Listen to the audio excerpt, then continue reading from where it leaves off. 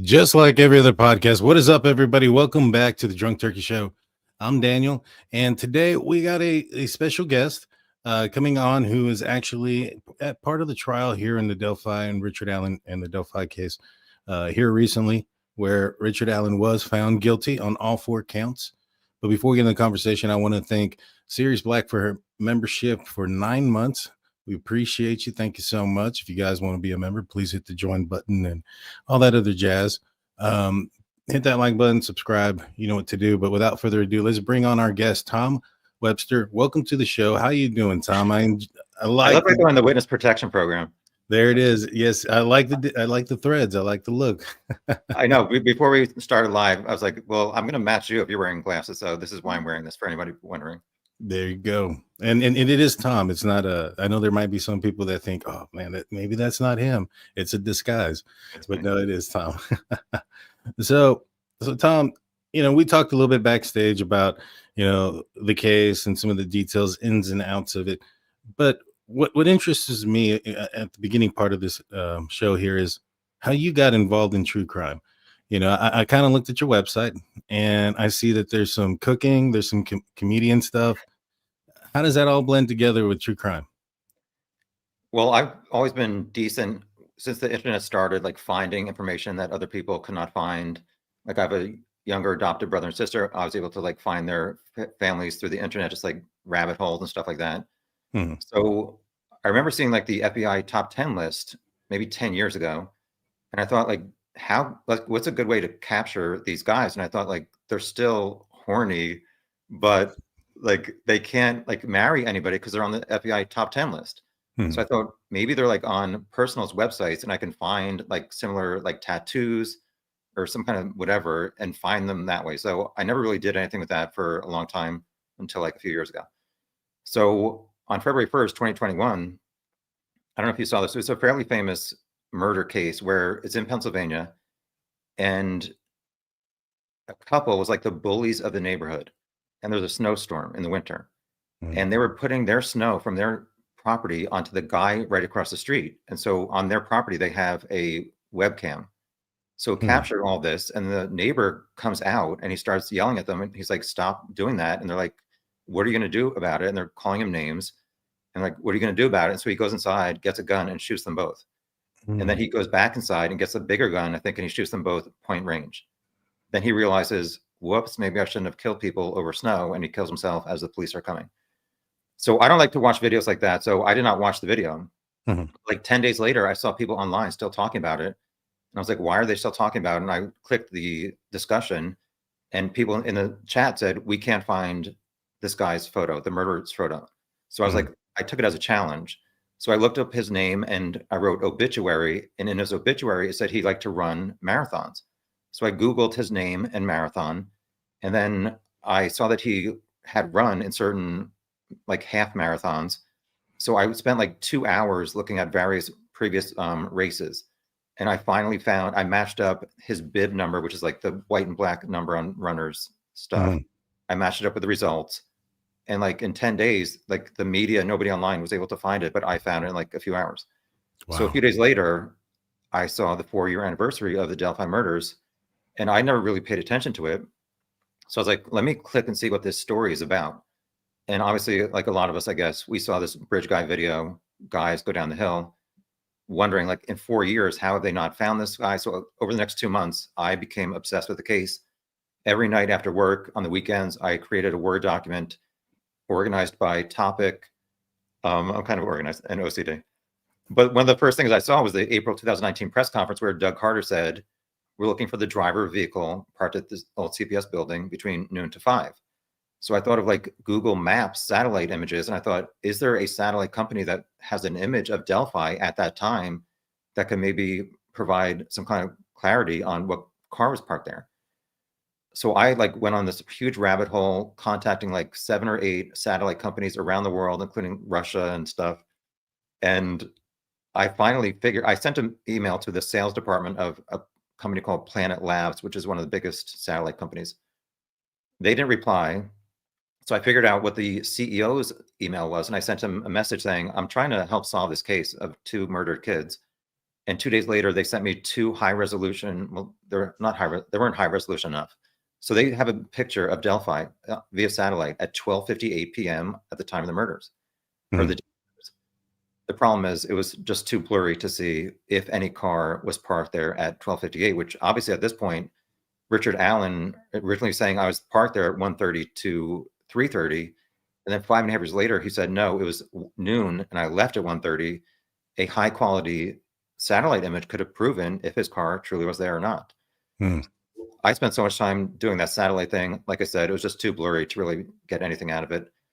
So after 2.5 months, I was like, I have 80 pages of notes. I have a few hundred screenshots. I don't feel comfortable just like deleting it. So I was like, let me make a YouTube video just summarizing this, like 300 hours of stuff that I put into this. So it ended up being over 2 hours long. Over time, people said they like felt that it was like helpful, and nothing really happened in the case for a while. Mhm. So then as we were talking, like Kegan Kline got arrested and people were like, can you do an update video on him? So I spent a few hundred hours begrudgingly looking into the life of Kegan Kline and his father. Yeah. And I read like all 2,100 of Kegan's tweets. It was a mess. So I did like a 4-hour video on that. And I just started doing live chats. And I think I just counted before. I've almost done 100 live chats on the case, not because I like doing them. I hate doing them. But people online said they really appreciate me summarizing all these legal documents because some of them are like 20 pages long. People say they can't read it, like they have vision problems or they just can't focus. So they appreciated me doing summaries of these. So I just tried to do live chats when there was updates on the case. And finally, Richard Allen was arrested in October 2022. It's been a crazy 2 years since then. And obviously Judge Gull would not allow cameras in the courtroom. Mhm. And so I lost my job about almost a year ago, and I've been trying to pursue other stuff, but Delphi is something I've been obsessed with for the past 4 years. So I've gotten to know a lot of people around the world, as I'm sure you have through your live chats and covering cases. I just felt like an obligation to go to Delphi and take as many notes as possible. And in 2 weeks, I have 239 pages of handwritten notes. Wow. And I would just do a live chat every night reading my notes so people around the world could hear what was going on in this courtroom. And after like 2 weeks, I was exhausted. It was nuts. People like not sleeping, getting there at like 5 in the morning, freezing outside. I just couldn't do it anymore. So there were other people there. I felt like who were covering it okay, and I was free to leave, or I guess maybe not free to leave, but I left at that point. And as I was telling you before, like I have had an open mind throughout this case, trying to figure out who was Bridge Guy, and I felt like at the trial, I finally saw enough that Richard Allen is Bridge Guy and guilty. Yeah. Yeah. That's the one thing that that I really appreciate about your takes and stuff was that you were just the facts, and it wasn't until trial when things were presented that you made your decision. And I thought that was very honorable about your channel. But going back a little bit to the first time you went to Delphi, what were your impressions of the city and of the high bridge? Any, I know that for me, I'm not sure if you're familiar, but I was in law enforcement before, but actually being there at the scene and seeing things for yourself really broadens your eyes of what could have happened, what couldn't have happened. The thickness of or the density of the trees that you have there, and things of that nature. What were your first impressions of the city and of the scene per se? So I went for the May here. There's supposed to be 3 days of hearings last May. Hmm. I got there, and like the first afternoon before it was supposed to happen, Judge Gull canceled all 3 days. Oh, So that was fun. yeah. I had no plans to go to the trails at all. This is the trail from a few weeks ago. Yeah. Um, I just don't like to be in areas where horrible things have happened, and just like being on the bridge where I would know that Abby and Libby, that was like their last steps. I just didn't want to do that. But after it got canceled, I had nothing else to do. And I was very curious about Betsy Blair, her description of Bridge Guy on platform 1. We thought she was like standing at the start of the bridge. And we know she said he was like 20s to 30s with poofy hair. So Mhm. I wanted to know how easy is it to make out somebody's facial features from that far away. So I went to the bridge, and you can see back here, I always get this wrong. Walking down the trail, it Mhm. is paved now. But previously, we know that there's 4 girls who passed Bridge Guy near the start. there could not be like 5 people. It's too narrow. Like the trail is too narrow for like 5 people to walk. So I think like the younger sister walked behind like 2 of the older girls. That might be the reason why Richard Allen said he only saw 3 girls. If he had a hood on and he's looking down, he may have not seen somebody like kind of walking behind 2 other girls. So to get back to the Betsy Blair thing, I had somebody stand where platform 1 used to be. It's obviously renovated now. And I stood at the start of the bridge, although during the trial, it was revealed Betsy Blair stopped at the barricade, which was like another 20 feet further away. And I felt like I could not really make out the eye shape, color, facial features of the person I saw. And at the trial, she said she looked at him for a moment. So I don't know how, obviously her description is important, but I just don't know that she got a great view of this man from that far away. So that was something that I kind of took away for that. I was just kind of eerie. Also walking on 300 North for 10 minutes, only I think 1 or 2 cars passed in 10 minutes.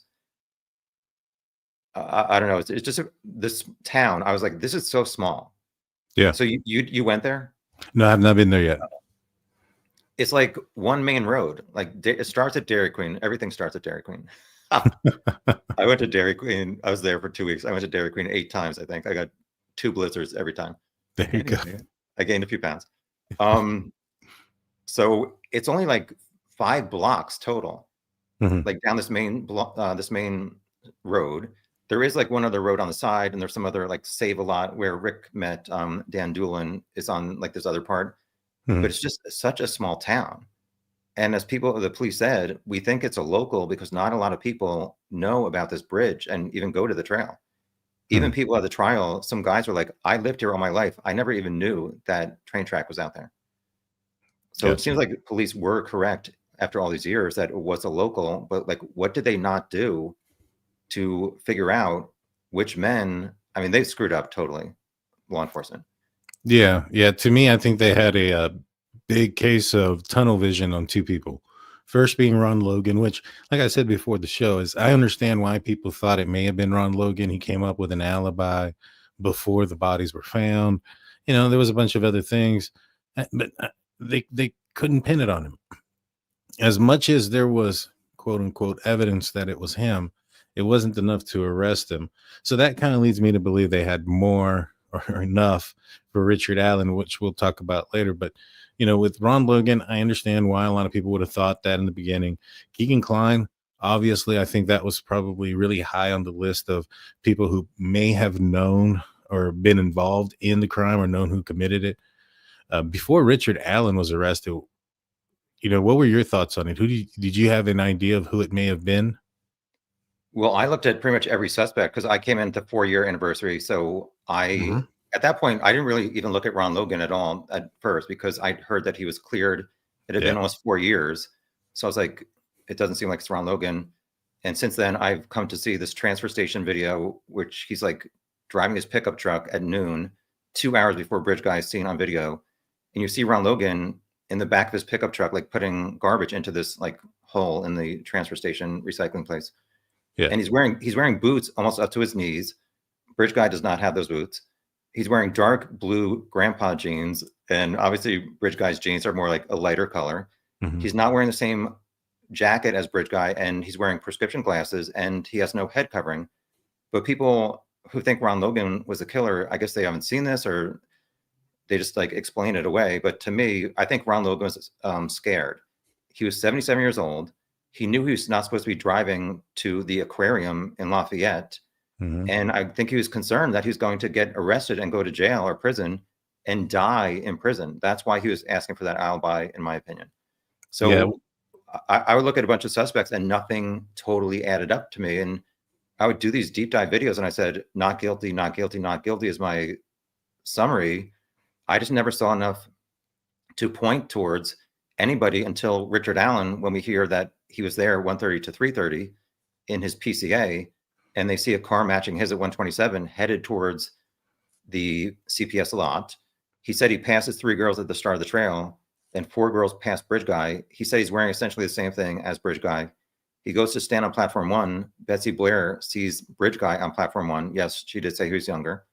And then she turns around, and halfway between the start of the bridge and the Mears intersection is Abby and Libby walking towards the bridge, like they're 2.5 to 3 minutes away. And for a long time after that PCA came out, I was like, how does Richard Allen not see these girls, Abby and Libby, when they're only 2 minutes away if he's standing on platform 1?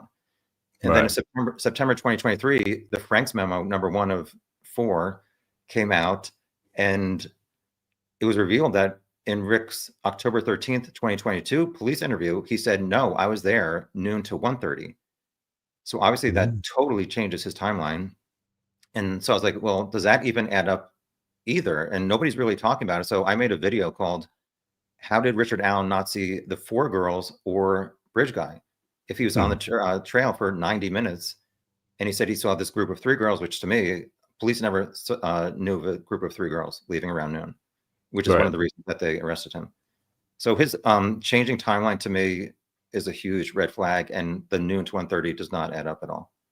Yeah. And, to me, we basically mapped it out, that trail, and how long it would take to get to that specific area. He was walking quickly. He wasn't jogging, so it wasn't too hard to kind of get a ballpark as far as how long it would take.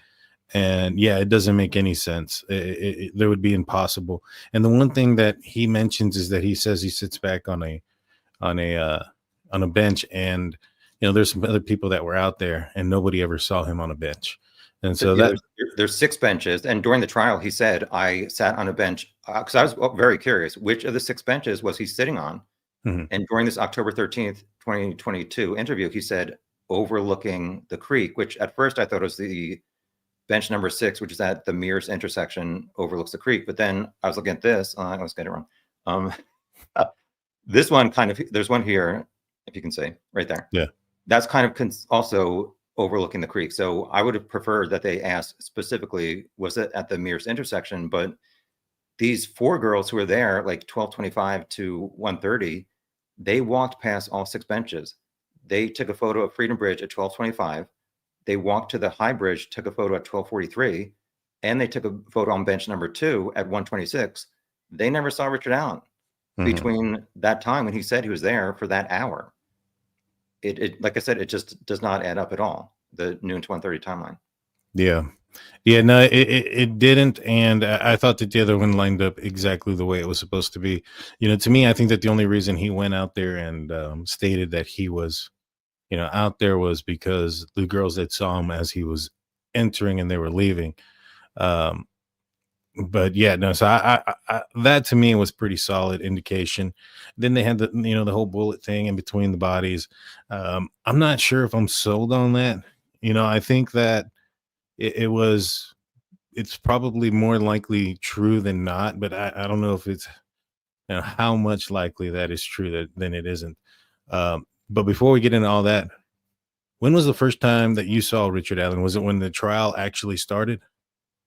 The first time I saw him in person was the first day of the trial. I was expecting this man who we've seen like in the yellow jumpsuit. He was like, looked totally out of it, skinny. We've heard he's like lost his mind. I was expecting him to be cray-cray or too good for Cocoa Puffs.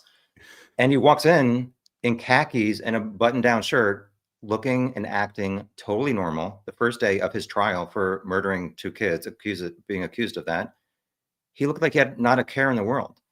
I was most shocked seeing Richard Allen acting 100% normal the first time I saw him, and throughout the trial until the last day, which was, I think, Saturday, November 2nd, was the first day that I saw him acting like a little bit odd. And one of the weirdest parts of attending the trial, like this is a trial of him being accused of murdering 2 kids, and he's like standing up during the breaks, just like looking around. He's like 10 to 15 feet away from the families of the victims.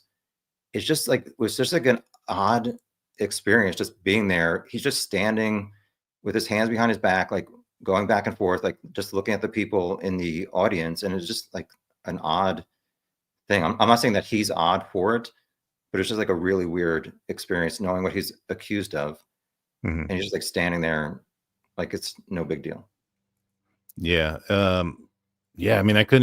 mean, if he's not doing anything and he's just standing there like that, I can understand how that is weird and uncomfortable, especially so close to the family members of the victims.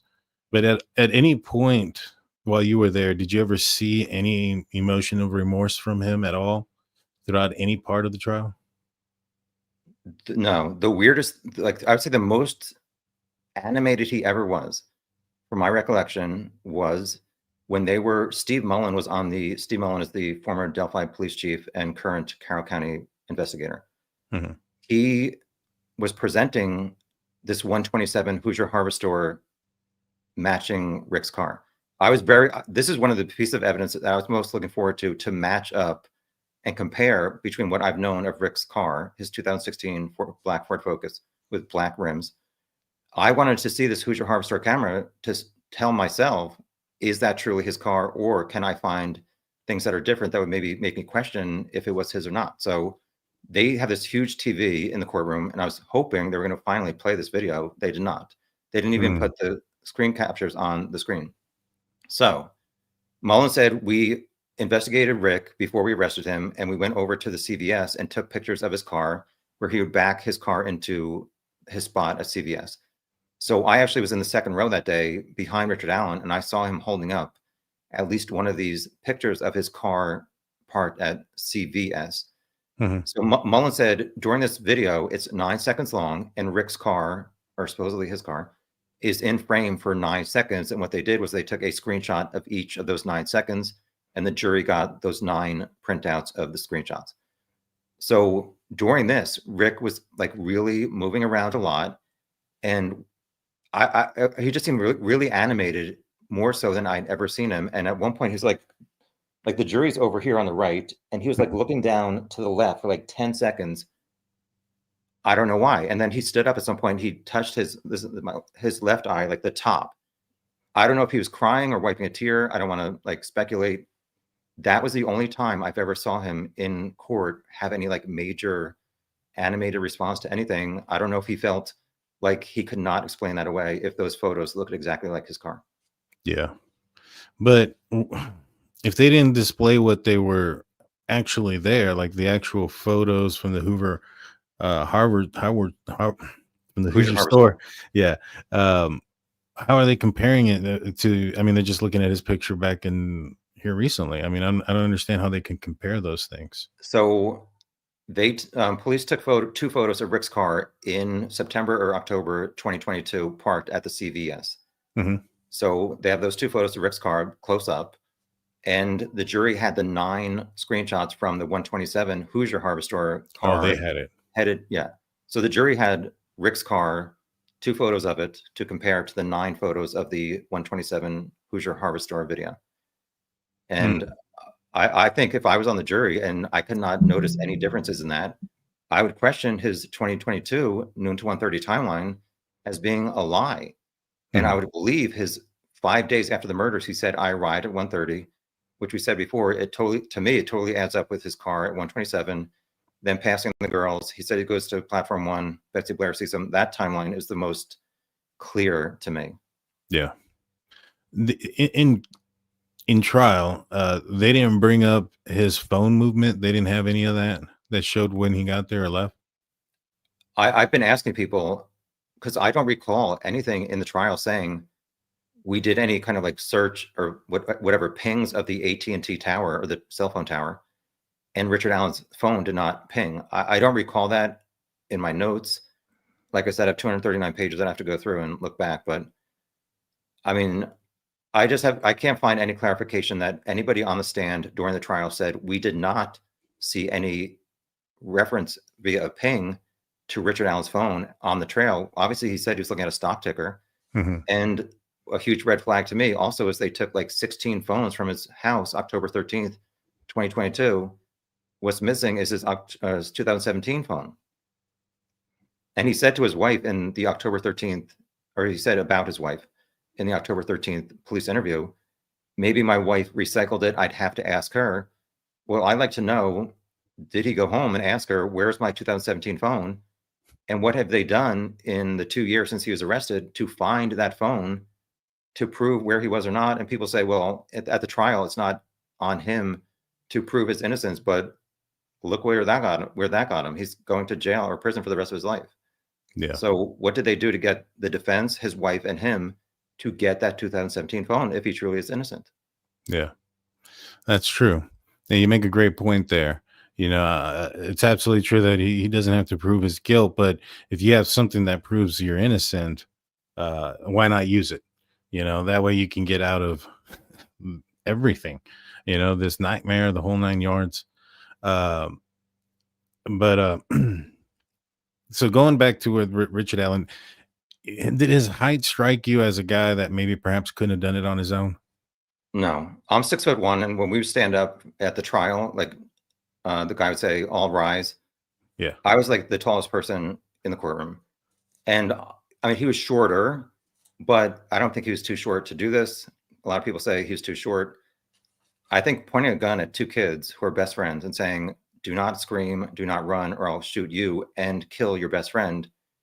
Like, I understand that people say, "Why not scream? Why not run? Why not fight back?" But a man pointing a gun at you and your best friend, I can understand them keeping quiet and not fighting back.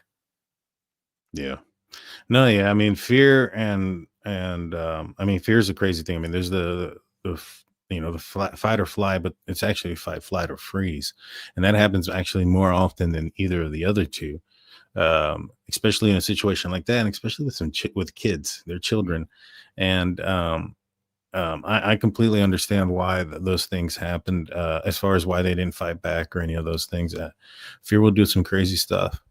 Um, I mean, I understand some people saying, how could he drag Libby from, I guess, what's called the F tree or the L tree?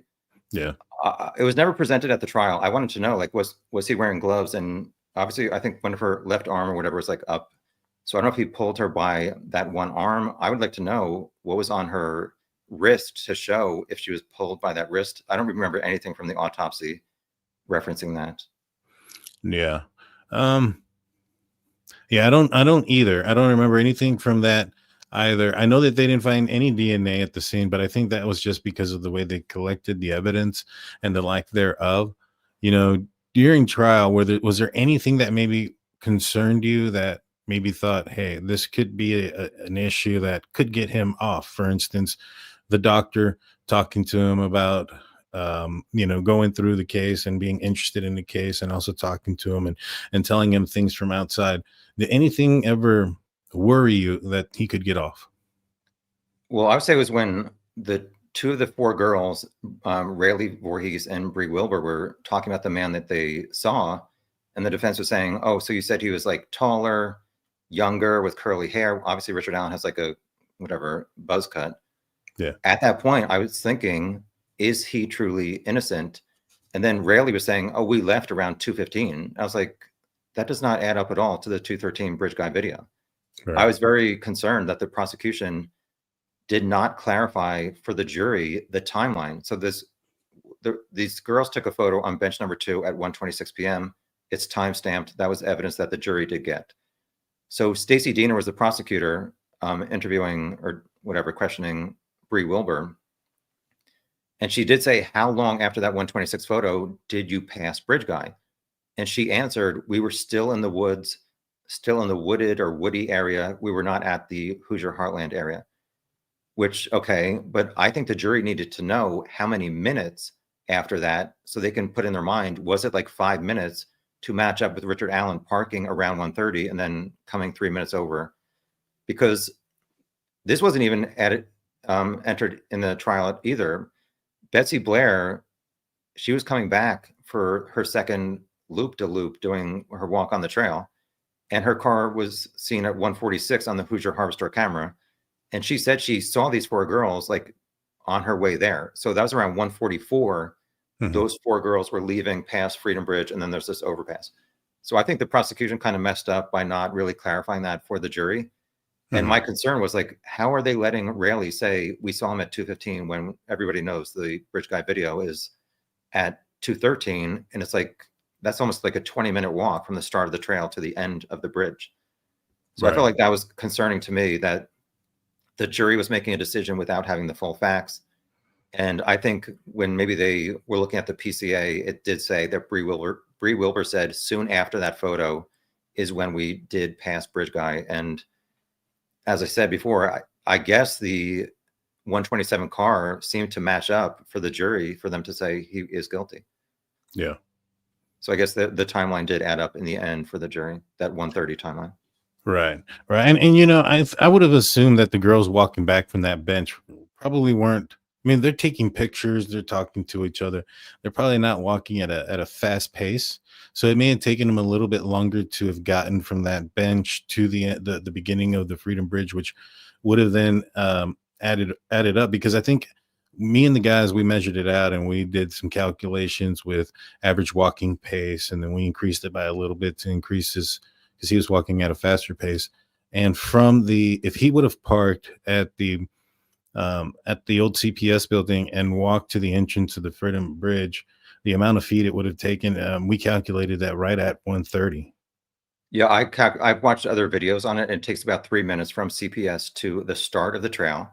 The Yeah. start of the trail to the start of the bridge is 15 minutes on average, Mhm. and the entire bridge can be like 5 to 10 minutes depending on how slow you're going. Yeah. Yeah, exactly. And so it's almost impossible, you know, for me. And maybe and I'll ask you this question as well. You know, there's a photo at 213 and nobody's there. Where do you 207, you think? mean the one with Abby? Yeah, yes, the 207 one. Yes. And there's nobody behind there that you can see. Where do you think Rick Allen is at that point? He was already on the platform prior to that. Where is he, do you think? I've mentioned this before and hardly anybody agrees with me, which is fine. I think if you're having in your mind, I want to maybe abduct a female and do something to her, you have to like know if where you're going to take her and if it's safe. So I think Mhm. after Betsy Blair saw him on platform 1, he walked to the very far end to see the down the hill area. If you're going to take a person down the hill, you need to make sure it's safe down there. Mhm. So Libby took 2 photos of the bridge, the famous one of Abby, and there's a second one of the entire bridge with Yeah. nobody on it. However, I zoomed in. Who's zooming who? Aretha Franklin. I zoom in on everything. I feel like you can see. I have it on my computer. We don't have to show it, but I feel like there is a small like blurb at the far end of the bridge that is not in other photos of the facing that end of the bridge with no leaves on the tree. So I think a reason might be he went to that far end to look, and then he passed the girls at some point on the bridge. And when he turned around is when Libby got scared and was like, I need to start recording this in case something bad is about to happen. Hmm. Although in his, I guess to Dr. Wally, he said, I followed the girls on the trail, which maybe he got off platform 1 and started walking behind Betsy Blair. And they, at some point, these 3 people, Bridge Guy, Abby, and Libby, had to have passed each other very close by. Right. Based on Betsy Blair saying, I saw Bridge Guy, I saw Abby and Libby 2 to 3 minutes away. There's no way. They did not have a prior interaction before the 213 video. Mhm. So I'm not saying for sure that I know that he went to the very far end, but I just feel like in that photo that Libby took, if you zoom into the very far end of the bridge, there is something that's not in other photos of that end of the bridge. And he could have been passing them on the bridge and come back saying, all right, I'm going to do this. And that's when Libby got scared and pushed record. That's very plausible. You know, I don't know. Did they show the entire video in trial? So they showed it 4 times when I was there. And obviously it's surreal hearing about this video for so long and finally getting to see it. However, the first time there's like 2 sections of the courtroom and they had this huge TV, like 6 feet by 4 feet, maybe in kind of like the middle of the room. And the first time it was played, I was on the left side. So I saw the back of the TV. So I only heard what was on this video. And I was surprised hearing like the guys sounded far away.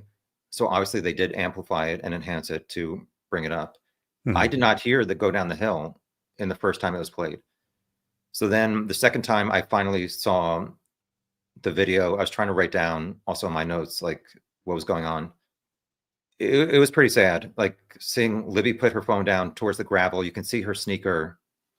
That obviously was like one of the last times she walked in those shoes. It was just really sad seeing it. And at the first time, I didn't really see Bridge Guy. So Mhm. she's like showing, she has it down into the gravel. She lifts it up and you see Abby about, I don't know. I tried to look on like photos of the end of the bridge. So Bridge Guy, from what I remember, he is at the platform number 6.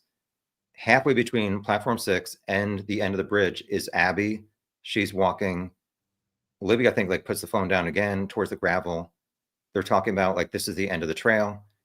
And then you hear guys, and I think it's Libby who says either hi or huh. And then he says, go down the hill. And right after that, there's like a click and the video ends. So it's really weird seeing it 3 times and hearing it 4 times. Yeah, that's horrible.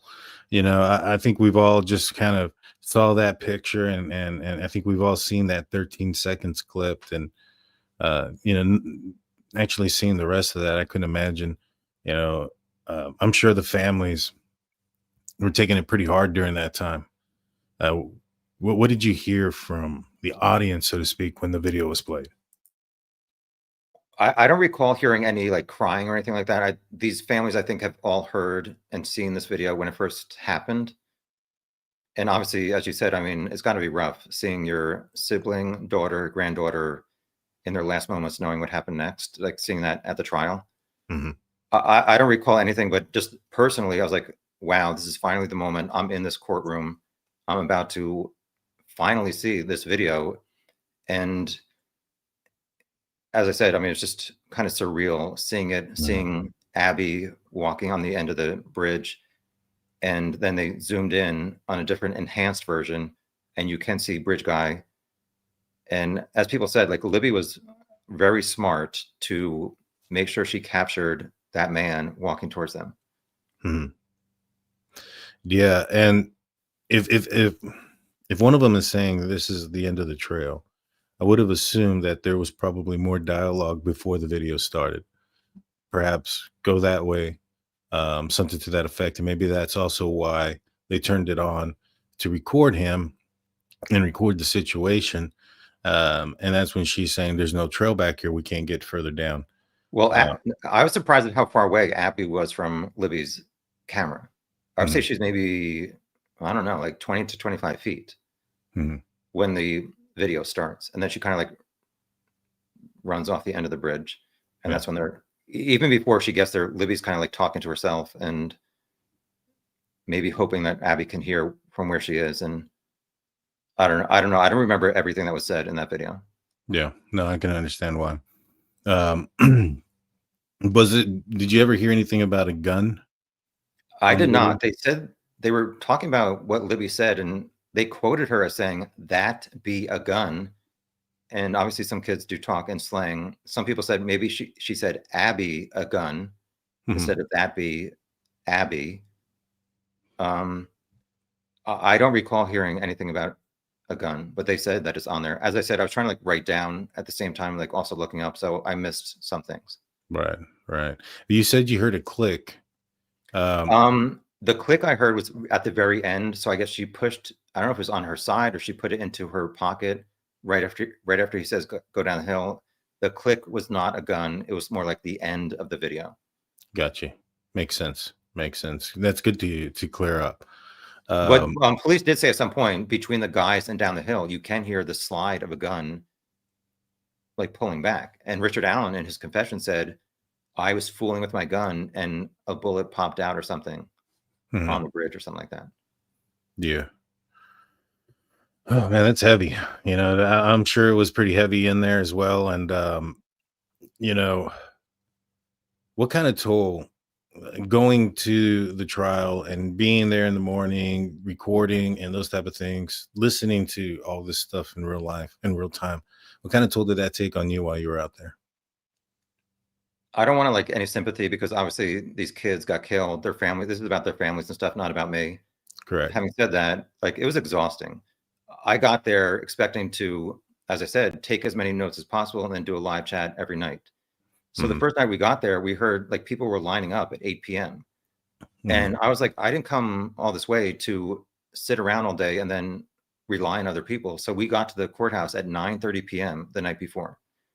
And I did not get any sleep. I was just like standing outside the courthouse all night and then taking notes in the courtroom and then did like a 3-hour live chat almost every night. And then having to wake up early to make sure I got in again the next day because they were only allowing in like 24 people for most days. And then they would count if there were any open seats. And so some extra people would get in, but it was never guaranteed. And there were certain days where people would show up at like 7:45 and they would get in. But the unknowing part of it was why people were getting there earlier. I was getting there at like 5:15 a.m. and just standing outside in the cold and the dark. It was pretty rough. And again, I'm not looking for any sympathy, but after 2 weeks, I was like, I can't do this anymore. So I felt like I had to go there to hear the evidence after being obsessed with this case for almost 4 years and to convey to my viewers and stuff. But I realized that there were other people taking very detailed notes. There were people in the press taking notes. So I didn't feel like I was necessary to be there anymore. So at some point, after like 2.5 weeks, I was like, I got to go. Yeah. It sounded pretty rough. I mean, when you were describing it on your live shows, I'd tune in when I could. Sometimes I was at work, so I'd kind of tune in a little bit, then go to work and stuff like that. And it sounded exhausting, especially having to wait there in line. And then there were some folks I think that were line sitting for other people and allowing others to jump in line. And I can imagine that'd be frustrating as well. Andrew James comes in with a $5 super chat. And I'm interested to know this as well. So there was witnesses that came forward in the PCA that spotted the car at the CPS building, but did any of them actually testify about the car and what they saw? So in the PCA, there's 3 references to witnesses who saw a car at CPS. The most famous one is Betsy Blair because of the first Frank's memo. The defense was like, she saw a car from 1965 that reminded her of her dad's, I think, Mercury Comet, which obviously a car from the 1960s, you would think people, that's very noticeable.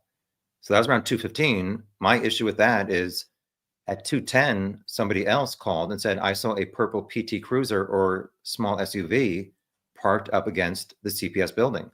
So both that guy at 2:10 and Betsy Blair at 2:15 drew a diagram, and police said those diagrams were essentially the same. So to me, how did the 2:10 driver see a newer car and Betsy Blair saw a car from the 1960s?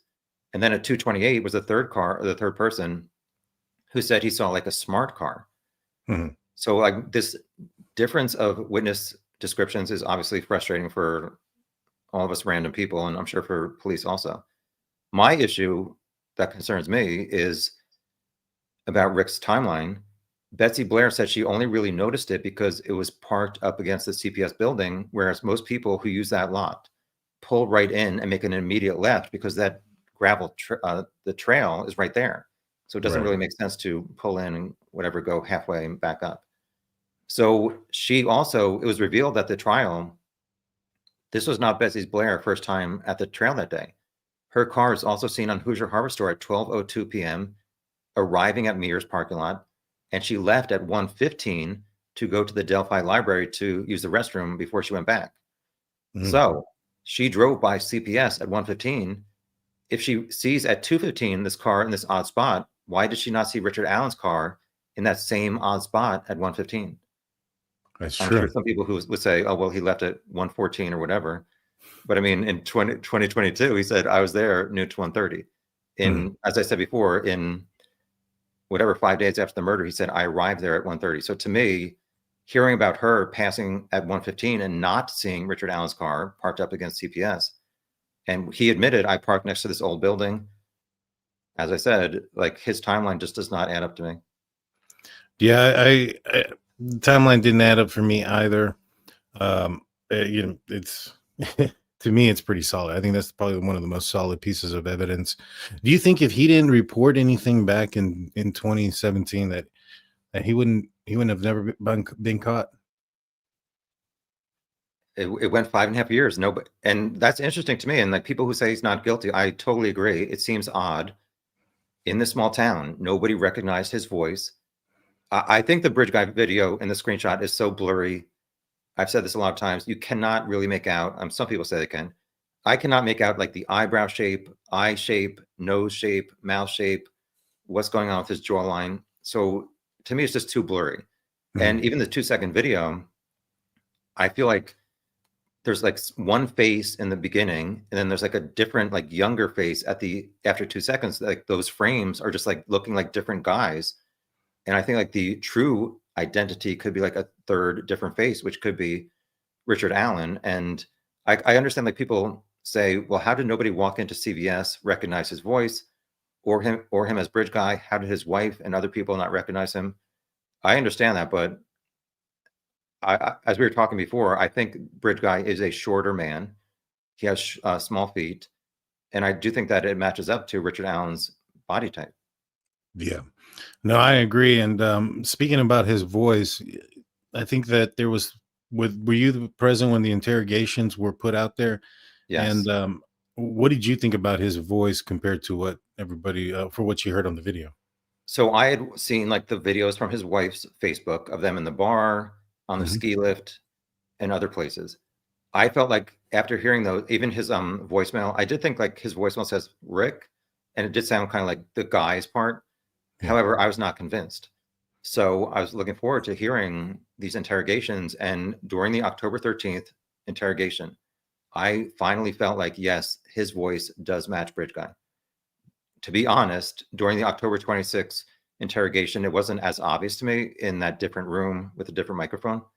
But in the October 13th one, I was listening to it. I said, yes, he does have the same voice as Bridge Guy, which to me, I would like, it sounds stupid, but just looking at it, the way he looks, I didn't really think that his voice would match up to the way he looks. Obviously, that doesn't make sense. But when I finally heard like the October 13th interrogation, I felt like it does match up. And hopefully all of you guys can maybe view it one day and make up your own minds.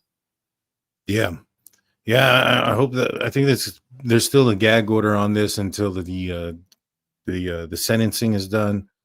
Um, how surprised were you, if at all, at how fast that this verdict came in? You know, I know a lot of people say that it took a while, but the truth is, on the day that the verdict came in, they already had their verdict. So, from my understanding, is they probably made their decision before that Sunday on that Saturday. So that way they came in, they had to do things a certain way to get Rick into the courthouse and get the defense and the jury in there without anybody knowing and or seeing all this stuff happening. And I think it was hours after the verdict happened that they started letting people out, and so that way it wouldn't come out. But so in reality, I think it took all but a day and a half. Were you surprised at how quick it came? It came down. Well, I think people calculated that it was 19 to 20 hours. Like you said, they probably did come to a decision before that. I would like to know, was there anybody who was a holdout, and how did they convince them to be unanimous? There were so many witnesses and so much testimony that I'm not surprised at how long it took. As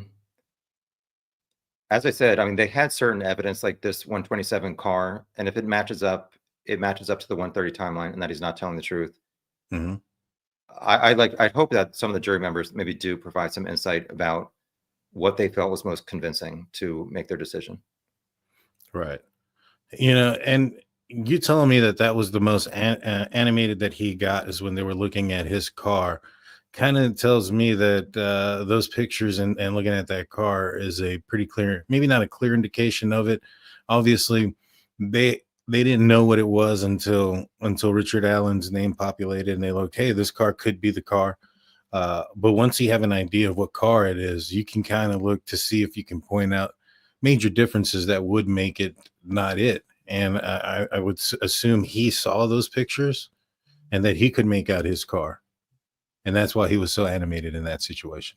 Well, the thing that I can't figure out is, how did Tony Liggett look at this Hoosier Heart? Well, actually, I think Steve Mullen did, or the FBI collected it at first. But if Tony Liggett is like the lead investigator, and he knows that Bridge Guy passes these 4 girls around 1:30, why is he not looking at the Hoosier Harbor Store video to see what kind of cars are headed in that direction? Liggett worked at Carroll County Sheriff, which is 1 block from CVS. Mm-hmm. As I said, Rick Allen would park out front in reverse in his black Ford Focus that has black hubcaps. Like, why did Tony Liggett not look at that video and say, oh, here at 127 is this car with black hubcaps, which Steve Mullen said Rick's car has spokes that you can see through, and the 127 Hoosier Harbor Store car, you can see through the sunlight through the spokes on the road. So I just don't understand like how Tony Liggett, I mean, obviously he's not like the best and brightest, I guess. Like, how did he pass by CVS like 5 times a week when Richard Allen's car was parked out there and not say, hey, that looks like the car that is on Hoosier Harbor Store? However, I've heard that some other people in town did interact with Rick at CVS, and they did maybe think his voice did match to Bridge Guy, and he was kind of suspicious, but they looked at his body at like 5'5" or 5'6", and they just like explained it away. There's no way this guy could do that. Gotcha. Yeah. I mean, when you look at somebody's size and stuff like that, and although a knife will somebody having a knife and a gun is going to make the size thing don't matter at all, and so I can see how that's true. But yeah, you're right. Passing by that vehicle every day and potentially seeing that in such a small area in a small town and not put 2 and 2 together, because just kind of leans back to me thinking that they were really, tunnel vision on one person or 2 persons. I think that Keegan Klein's family member, one of his family members, drove a purple PT Cruiser. And so they probably had it in their mind. All right, you have this vehicle that somebody claims looks like an older vehicle. The PT Cruiser was designed to look like an older vehicle. This guy has a purple, PT Cruiser. It's probably this. It all points this direction, thus leaving Richard Allen out there to live a normal life, at least under his conditions or whatever, for quite a while without getting caught. But did they bring up anything in Richard Allen's past during trial? Maybe other people who had interactions with him that weren't so pleasant? Anything like that? Absolutely none. Interesting. Yeah. To me, I thought that may have been one of the things that they would bring up, but if they didn't, maybe they didn't. Because I think the defense had his, apparently some of his confessions included saying, I molested my sister, and also he said, I think I may have touched my daughter. Right. And the defense had both of them get on the stand and say, no, he did not ever do that, which I'm not saying that they're wrong, but as people mentioned, maybe he did it when they were too young to remember. And I'm not trying to explain away his confessions or make him whatever. I'm not trying to like explain anything away. But the defense did put those 2 on the stand, I think, to have the jury think he is not capable of that. And I think the defense said to both of those women, his sister, his half sister, and his daughter, do you love him? And they said yes, which I think that was just trying to get the jury to think he is not this monster. And when it comes to the defense's tactics throughout this, they showed Richard Allen, in a state of possible psychosis. I think they brought in some doctors to say that he was psychotic, which is different than being psychic, as Gray Hughes spoke about. He's like, when does being, psychotic mean you're psychic to know some of these details? And so I thought that was a good point by him. But do you think what did you think about the defense's tactics in this case to try to maybe sway the jury into thinking that those were false confessions and stuff like that? I was only there for, I think, the first 3 days of the defense stuff, but I did like get caught up as much as I could on other people's notes. I don't think, obviously, they did not change the jury's mind. Right. And as I said before, I understand that the defense is not their job to prove Richard Allen's innocence, but at the same time, if the prosecution is saying these things, you got to like try and counteract them. And they did about the bullet or the unspent round and the confessions. However, I was there when they were playing these confessions. I understand that this doctor from Harvard, I think it was Grassian is the Harvard doctor. He said on these phone calls, it's obvious that Richard Allen is suffering from delirium.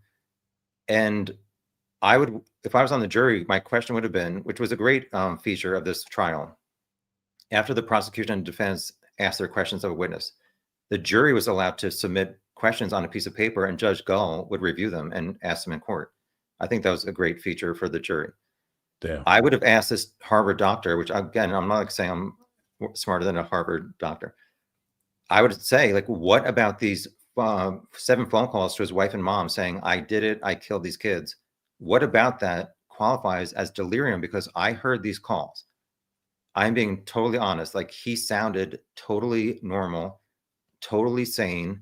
The only 2 things that he said in these 7 phone calls, he did say something like, I need sleep, or I'm not getting sleep. So that's one thing that might point towards he's not of sane mind. And he did say, I think I'm going crazy, or something like that. However, like, they were talking about other things on these phone calls before he said, I killed Abby and Libby. I did it. He's like, why would I tell you something I didn't do? And even in his interrogation from October 2022, I think he said something like, I'm not admitting to something I didn't do. That's stupid. And then later on, over 10 months, he's telling all these different people, I did it. I killed Abby and Libby. So to me, these confession phone calls were very powerful. Again, hopefully they'll come out for people to make up their own mind. But to me, he did not sound crazy at all. It sounded to me like a man who did find God. He told his mom, I'm pretty sure it was April 2nd in this phone call. He said, I heard you're going to church. That makes me so happy. And I think he started crying. And it was more like tears of joy that he had recently found God. And he said, I accepted like the Lord Jesus as my savior, or something like that. And by his mom saying, I'm also becoming religious, it seemed to me like he was so happy that she was also finding religion. Mm-hmm. And I don't know, I guess you have to like tell your sins as soon as you become like whatever born again Christian. So starting the next day, he calls his wife and mom saying, I did it. I killed these girls. I killed Abby and Libby. And it was kind of odd to hear. They're just like, stop talking. No, you didn't. Stop talking. And I can understand like a mother who raised a son feeling like he is not capable of doing that. And I think she did say that. And a wife who's been married to him for 30 years during that phone call, I can totally understand them not believing he is capable of that. However, he's repeatedly telling it. I mean, she said, I think his wife said, why are you saying that? Not why did you do it? I would have liked her to say, like, what do you mean you did it? Like, tell me more. Right. I don't know, but we can't really put ourselves in their shoes. So I tried to be compassionate for his mom and his wife, but it was just kind of frustrating hearing him trying to bare his soul. And they're just like, stop talking. Mm. Did they hang up on him? That was mentioned in the PCA, or no, in a certain filing, they said that his wife hung up. I do not recall like an abrupt hang up in any of the 7 phone calls. Gotcha. And yeah, I mean, those are, you know, hearing his own voice and hearing him sound sane. I mean, even if he is psychotic, you know, not everybody. I mean, I don't know, I'm not a doctor, so, you know, but I watched some other doctors talk about it, and they said that, you know, it's not like they're in psychosis 24/7. You know, there are going to be lapses in times, especially when they're taking medication like Rick was, that is designed to control the psychosis aspect, which it appeared that it was doing. Well, that doesn't mean that, you know, what he's saying is out of, you know, which it's just crazy or whatever. Now, the fact is that there were some things that ended up happening that Rick Allen had said, like the white van. You know, when they brought up the white van and they brought in the person that drove the white van, how powerful was that to you, that there was corroborating evidence there? And did you ever see like the jury react in that way? Like, oh, wow, like this is it. So just to be clear, he did not say white van. Okay. And Harshman, who had listened to all of his phone calls, he was asked, did Rick mention like color, make, or model of the van? And he said no. So this rumor that Rick said white van, it's not true. He said van. Good which deal. obviously, okay, but still, I mean, like, this is a private driveway. The only person pulling down it is the homeowner or a delivery truck. Right. And to me, Brad Weber, I would like to read his early interviews. As I'm saying, if like Richard Allen, if I'm saying Rick's timeline a few days after the murder is more relevant to me than him saying 5 years later, switching it to noon to 1:30, I should also say the same thing about Brad Weber's recollection a few days after the murders compared to testifying almost 8 years later. Mm-hmm. However, on the stand, Brad Weber was very adamant. He did check out of work at 2:02 and drove home in a van. a white van. So I do have some concerns about that because on the stand, Brian Hartman said he looked on Google Maps and Waze, the car navigation app. He said it takes like 20 to 25 minutes from Subaru in Lafayette to Brad Weber's house, but I looked on Google Maps and it said like 30 to 31 minutes. Then I looked on Waze and it said 26 minutes. So we know that Libby's phone stops moving at 2:32 p.m. However, I did drive through the cornfields of Indiana, and like a minivan passed me at like 60 miles an hour, and then it went through a stop sign at 60 miles an hour in the middle of this cornfield at like 7 a.m. It must have been driving like 80 miles an hour. Oh, wow. I mean, if Brad Weber has an old van, I'm not sure how fast it can go, but if a minivan was going at like 80, I don't know exactly what time he would have gotten home. True. So it was powerful to hear him say he checked out at 2:02, and for Harshman to say it would have matched up to Rick saying, I saw a van, it scared me, I had them go across the creek, and I killed them. As far as the jury, I was trying my best, as I said, to write down as much as possible. So I was hardly ever looking at the jury. I was mostly looking at the witness, trying to hear, and mostly looking at my notes. So I really don't have a lot of like jury interaction, other than when they're playing Rick's Westville videos for like 2 hours. There's nothing better to do. We could not see the TV or hear anything. So I was mostly looking at the jury, waiting for them to make a noticeable reaction. I could not see the three alternate jurors in the front. I said that I never really saw any major reactions other than people writing down stuff. And somebody criticized me saying that like Lawyer Lee and Andrea Burkhart said there were large like juror reactions. I honestly was looking straight at the jurors for almost 2 hours. I never saw anything like huge. Like one guy was like holding his mouth like that, but like no real like raised eyebrows or jaws or stuff like that. Jaws dropped, but no major juror reactions that I saw. And Richard Allen had no reaction when they were playing those videos either? He could not see it either. Okay. He was at the defense table and the TV was very close to the jurors. Just like they said, they wanted to respect Rick's privacy. I guess he was naked, jumping around singing God Bless America, which maybe I'm glad that wasn't played in the court. Yeah. That I know that there was some people that were upset about that they showed the victims, you know, and didn't have dignity for them, but they gave him dignity. Did you feel any of that there? Like that's fair?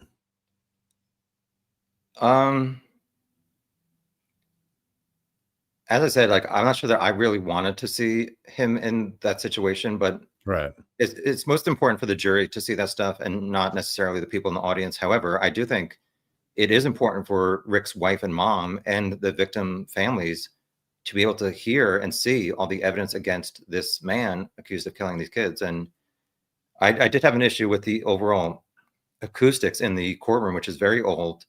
I don't know if you heard, the Carroll County prosecutor spent $72,000 on a podium, which to me seemed to be, they never used the podium. They said they needed it for the trial. However, I think it was connected to this large screen TV, which was touchscreen. Yeah. What a waste of $72,000. They could have they connected their computer. They could have used a mouse and done the same thing and saved so much money. They need a better sound system so the victim families and the defendant families can hear the testimony, because we cannot hear a lot of these witnesses talking. It was a mess. Wow. Really? I didn't know that was that hard to hear there. I knew that there was a lot going on. They weren't allowing cameras and recorders. Did you feel while you were there that was that there was something to that, maybe that they didn't want everybody else to see, you know, when it comes to this case? A lot of people complain about Judge Gull, and I have some issues with her, and I think she did not follow certain rules in this case. However, she does. The thing I most noticed about her, like the only time she was happy was every morning greeting the jury. She'd be like, "It's so nice to see you this morning. Hope you had a great night, blah, blah, blah." And to me, she said at the beginning of the trial, the first day, it's important for Richard Allen to get a fair trial. And she really wanted the jury to make an informed decision. Obviously, people would complain that she didn't allow the Odinist stuff, Ron Logan, Kegan Kline, and that's not fair to the jury to make the proper decision. I just think overall her concerns to me seem to be the jury sees and hears the evidence first and foremost. The families are in the courtroom of each side, the defendant and the victims, and Richard Allen's there. And I think she's just like everybody else who's nosy. Go screw yourself. Like everybody's here who needs to be. It seems to me like that was her, like that the fair trial was held in that courtroom. It doesn't matter how they convey it to the public outside. Got you. True. Yeah, that's true. I mean, it isn't a thing that we're guaranteed to see. It wasn't, the people that were there that needed to be there and see what they needed to see were there. You're absolutely right there. Andrew James comes up with an interesting statement. He says at 2:02 he clocked out another minute to get to the car and leave. Realistically, earliest was 2:30, in my opinion.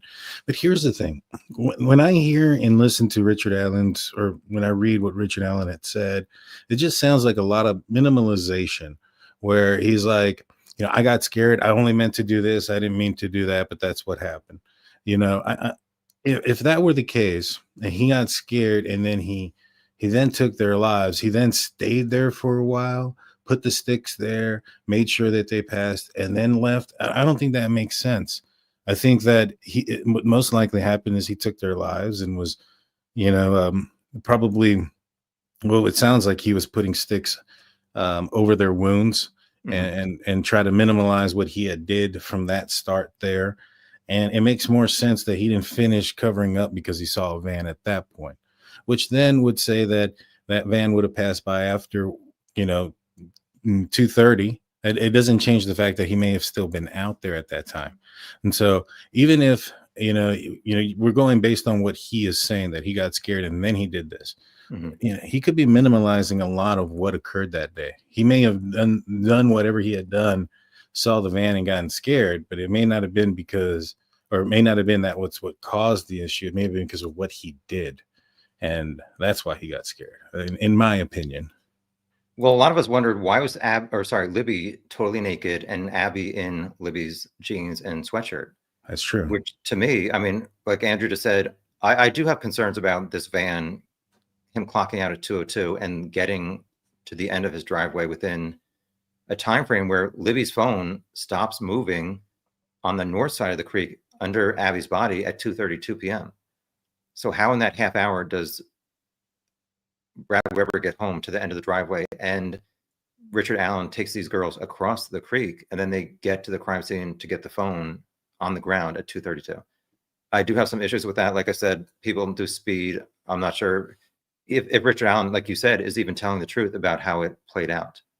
Right. But it's like, were they both, I don't want to get too graphic here, but were they both told to take off their clothes? He sees the van and says to Abby, you put, because Abby's jeans were found inside out in the creek. So was he like, no, you don't have time to put your jeans on, put hers on? And maybe Libby her tie-dye shirt was inside out in the creek. So did she maybe carry certain items? Did they let go of them as they were climbing up the north side of the creek? Maybe one day he will tell how it all played out, but I don't know. He said he was supposed to go to he went to his mom's where his sister was in Mexico or Peru, Indiana, he left around 11 or 11:15 as they were going to lunch.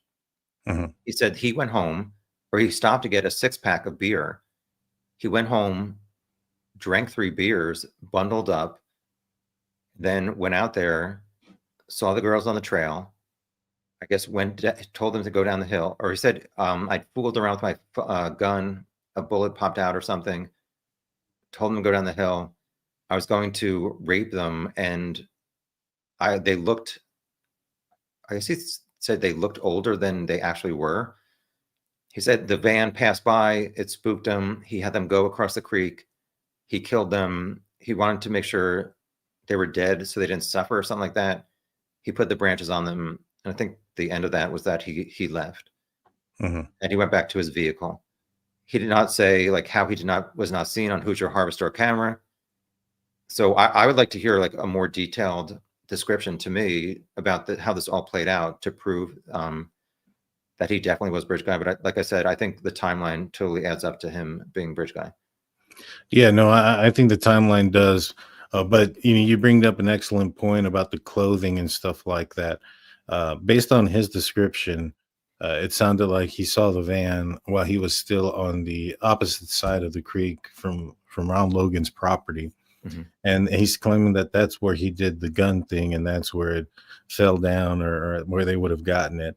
But that most likely happened on Ron Logan's property, and so and the clothes was put on, or something of that nature. Um, yeah, to me, it leads me to believe that he may have, you know, the act was committed around the 232 range, but I think he was there for a little bit longer than that, which would indicate if Weber was right, or was wrong, and he got there like at 2:45 or something like that. Mhm. That could have spooked him, and he would have gotten to his car. I think he said he was there till 3. uh that would kind of add up on the time frame as far as how to walk out of there and get to that CPS bridge. uh Well, Sarah Carmwa said she saw her car seen at 3:56 or 3:57, and that's when she saw Bridge Guy, apparently Bridge Guy after that, walking on 300 North. there you go. And so he may have been out there a lot longer, and things of that nature. Minimalization is a common thing when it comes to uh criminals. I mean, there's a lot of red flags. Inserting himself back into the crime, he probably visited the crime scene more often. I think it was said that he had pictures of the bridge inside his room. Did that come out in trial? I don't recall ever hearing that. Okay. There's a picture of his daughter on the bridge for like her high school graduation or something, or college graduation, that was put Mhm. on Facebook, where she's at the start of the high bridge, like Yeah. laying down, I think. That's the only Gotcha. like connection I've seen to his family in the bridge. Gotcha. Connor asks, was there any reaction from Rick when the crime scene photos were put up? I did not want to see them, so I was like writing down on my notes, and I did not look up when they said they're like showing Abby and Libby's wounds and stuff. The only time I saw anything was I wanted to see about this unspent round at the crime scene. Mhm. So they did show like Libby's right knee down to her feet. That was like the only crime scene photo I saw. Hmm. But like even like the bridge guy video and stuff like that, Richard Allen was totally looking at the TV, just like Hmm. looking straight at the TV. So we could not see the front of his face most of the time. So I Yeah. don't know what his reaction was, but I'm sure the jury was like checking him out. Yeah. Yeah. Let's see. Donna says, if he had not made the confessions, then how were they hoping to convince the jury he was the one? That's a good question. So he was arrested before the confessions were made. Um, Without that confession, how would your opinion have been, or what would your opinion have been about this trial, without those? Well, as I've said, I mean, he said 5 days after the murders, or 3 days after, he walked into the Carroll County Sheriff Office and said, I was there 1 to 3 o'clock. Right. You would think somebody's recollection is pretty good 3 days after 2 kids were murdered on this trail that you were at. That's true. That's true. 2 days after that, so 5 days after the murder, he said, I arrived around 1:30 and left at 3:30. However, there's this 127 video apparently showing his car headed towards the CPS lot, not away from it. So to Mm. me, that's like a huge red flag that he's not telling the truth in 2022. And he was telling the truth 5 days after the murders.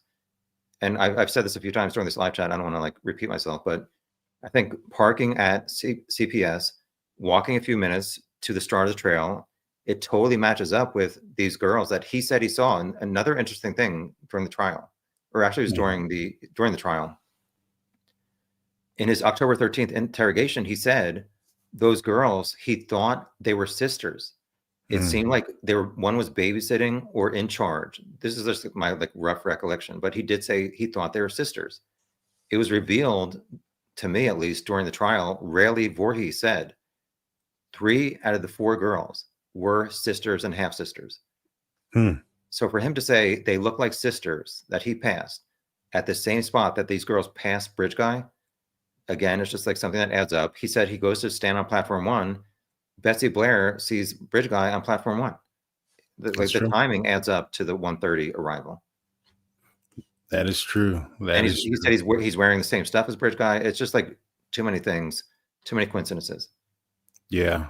The Flaxen being says, yes, it was shown to the jury. I'm assuming these are the bridges, the pictures of the bridge.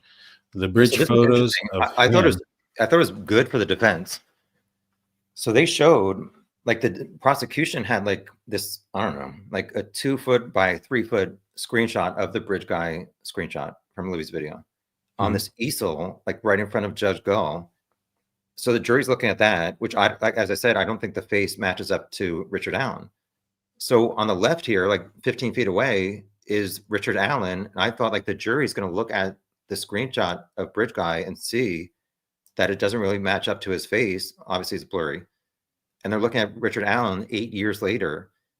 And I thought they were going to think maybe it's not the same guy. And obviously, they focused on other things to make their decision. Yeah. Yeah. No, I agree. I agree. Now, I know that there was a lot of, footage of people outside of the trial or the courthouse, towards the end. There was a lot of "We love you, Ricky" signs and things of that nature. When you were going there, did you see that type of crowd out there, or was that not there until a little It bit did later? not happen. They waited until I left. I'm kidding. I'm totally kidding. I did not see that. There were some people online who have had online drama, Uh-huh. and everybody was polite to each other or ignored each other.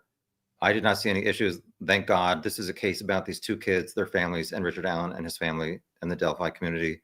So I was glad not to see any real drama in the line. Hmm. Yeah, that's a good thing because, like, man, towards the end there, especially when the verdict was coming down, there was some individuals out there with like signs that they made up and stuff like that, and they were like, "Go Ricky, we love you," stuff like that. It's like they're watching a football game or something. That this is entertainment, to a certain extent, like that. And so it just, to me, it didn't sit well. In fact, I had "It's a Crime and Shame" on the show not too long ago, and I had some words for those type of folks that were out there doing those type of things. It's just disrespectful to the max. And I'm glad you didn't have to deal with any of those things. Did you get recognized while you were out there often or not? A few times. It was awkward when people who I don't know come up to me and say nice things, and but I appreciate it because I have spent a lot of time on this case trying to help other people. I Mhm. mean, just help myself try and figure things out and just sharing what I found. So it was nice to hear people appreciated what I've done. Not that I'm Yeah. looking for any compliments, but it was nice that people were nice to me. Yes, sir. Yes, sir. Um, and just kind of like as we're winding down on this one, um, do you think that how long do you think the sentencing will be for Richard Allen? I think the minimum is 45 years for per victim per charge. So I think 90 years is the minimum. Mhm. I don't know that it really matters because obviously he's going to die in jail unless Yeah. if he does an appeal and somehow gets overturned, which who knows? People say it might take up to 2 years for that. So Yeah. it's not over until I guess that appeal is either accepted or denied.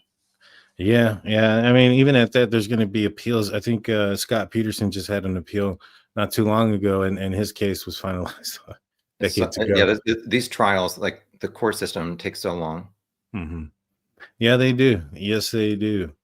But now that the Delphi case is in the books, Richard Allen has been convicted without any like appeals being going through. Where do you go forward after this? Where does the true crime of Tom Webster head? Well, people have asked me since I've done these deep dive videos that are like a few hours long, like really summarizing a lot of aspects of these cases. For the only other case I've done is Missy Beavers. I'm not sure if you're familiar with that case. No, not. I I have don't a think 4 hour so. and 51-minute video on it if you want to waste 5 hours of your time. There you go. That's unsolved after 8 years.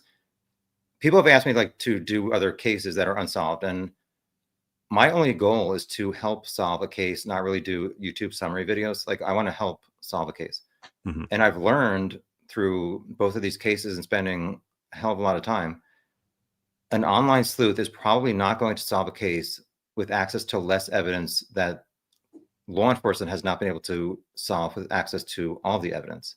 Mhm. So to me, it's kind of like, why would I spend 400 hours trying to get familiar with the case if I'm not going to be able to solve it? It's just like to do a YouTube video, which I think people overestimate how much money people make on YouTube. At least for me, it's like my first video, I spent over 300 hours making a 2-hour video, and 3 years later, it got like 150,000 views. And on YouTube, I made $318 from ad revenue.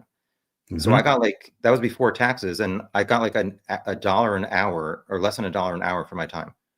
Like, Yeah. I got bills, and I'm not saying like I'm only doing it for money, but it doesn't make sense for me to do more cases. However, I'm still looking into finding fugitives. So if I do find a fugitive, I will do a video summarizing how I did it. I did meet with one of my former coworkers, the chief executive officer, a few months ago, and I told him about all my true crime experiences online. Yeah. And he said, I'm a board member of a company in Europe that thinks that there's a company in the US like stealing their product and stuff. And he said he contacted Kim Kardashian's private investigator, who wanted like $40,000 to look into it. And he said, would you look into it for $2,000? So I tried a variety of ways to get in contact with this company. Last week, I figured out the email of the CEO. So I looked at their first YouTube video from 15 years ago, and at the end, it showed his USA.net, which is an old email like domain. Right. So I like figured out his email, and he replied saying, we'll schedule a Zoom. I pretended like I was an investor. Yeah. So next Tuesday, I have this call with this CEO trying to pretend to be an investor to get some information, like my first private Sleuth or Vandross detective agency case. I'm really nervous to pretend to be an investor. We'll see how it goes. I don't know. We'll see what happens. Like I said, or you said, I have this series, Cooking with Strangers, where I filmed 19 episodes around the world since August. I've been so busy with Delphi, I've only edited the first episode. So starting next week, I'm going to start editing those, and I'll start uploading those once a week. We'll see what happens in 2025. So true crime, I'm not sure. Like I said, I'm going to keep looking for fugitives, hopefully find somebody. Yes, sir. Yes, sir. Judy asks you though, what about the Idaho 4 trial? Have you how far into the Brian Koberger case are you aware of, or is this a case you're not too familiar with? Because I've become obsessed with these cases like Missy Beavers and Delphi, I was like, when that was happening before he was caught, I was like, I cannot go down that Idaho rabbit hole. I did read his whatever PCA and the Long Island serial killer Rex Heuermann's PCA. Yeah. So I feel like both of those guys are totally guilty. And to me, it's just like, I would not add anything to the case to really do YouTube videos on either of those cases. However, I don't know. It depends what I'm doing at the time. Maybe if they're broadcast, I will do like a live chat review of what's presented. We'll see. But no real like deep dives. I do think for Koberger, the sheath of the knife being found in the bed with his DNA, that's a huge thing. Although I did talk to somebody who said it was only trace DNA and they're not so sure about his guilt. And I'm pretty sure that he is guilty. So there's nothing I can add. Well, his DNA was found inside of a button, and it was one single source DNA. So somehow his DNA got transported without any other DNA to transport it with. And so I think here we've covered that case very extensively. And he's driving by the next morning, I guess, to see if police are there or something. Yeah. In my opinion, that's what he's doing. But in the PCA, it does say that the next morning he does drive. In my opinion, it is to see what's going on. He's probably not searching, 4 people dead, because if it hasn't gotten out there and they find him and they see that search, then, well, he's cooked. So he can't search it. He can't do any of those things. So he drives over there to check it out. I honestly think he had a scanner on him too, because at any point that scene could have been discovered. And the first thing that the police would have done is set up a canvas to try to write down numbers and take license plate numbers, put out license plate readers out there. And so at any point he could have gotten caught there. So and he worked criminal justice for he was in the criminal justice department there at the WSU, which may or may not have had access to said radios. So what do you think his motive was? Just to get away with the murder, or he was obsessed with one of these girls? I think that it was probably more the first one, that he was trying to commit a crime that he can get away with. I think that he probably saw them at some point, and for whatever reason he chose them. I think it was probably more to do with the house. It was where it was positioned. Not many people, traffic going in and out as far as vehicles at the early mornings hours. It's not a place that you would see somebody drive through to get to their house unless they lived in that area. And so you had a lot of traffic going in and out of the house when it came to persons. I mean, the night before they had 150 people out there at that house. And so, which also brings the thing, like, so many people there, so much DNA around. And yet the DNA that's Brian Koberger's is still a single source. It's not mixed with anybody else's there. And it's on the one item that was brought into the house from the killer. So it would have been, had he been to that house or been at the party, I think that may have explained something possibly, but Did not. anyone ever identify him as being at one of those parties? He said he's never been there. Well, what about if there's 100 people at a party? Would anybody recognize him as being at a previous party?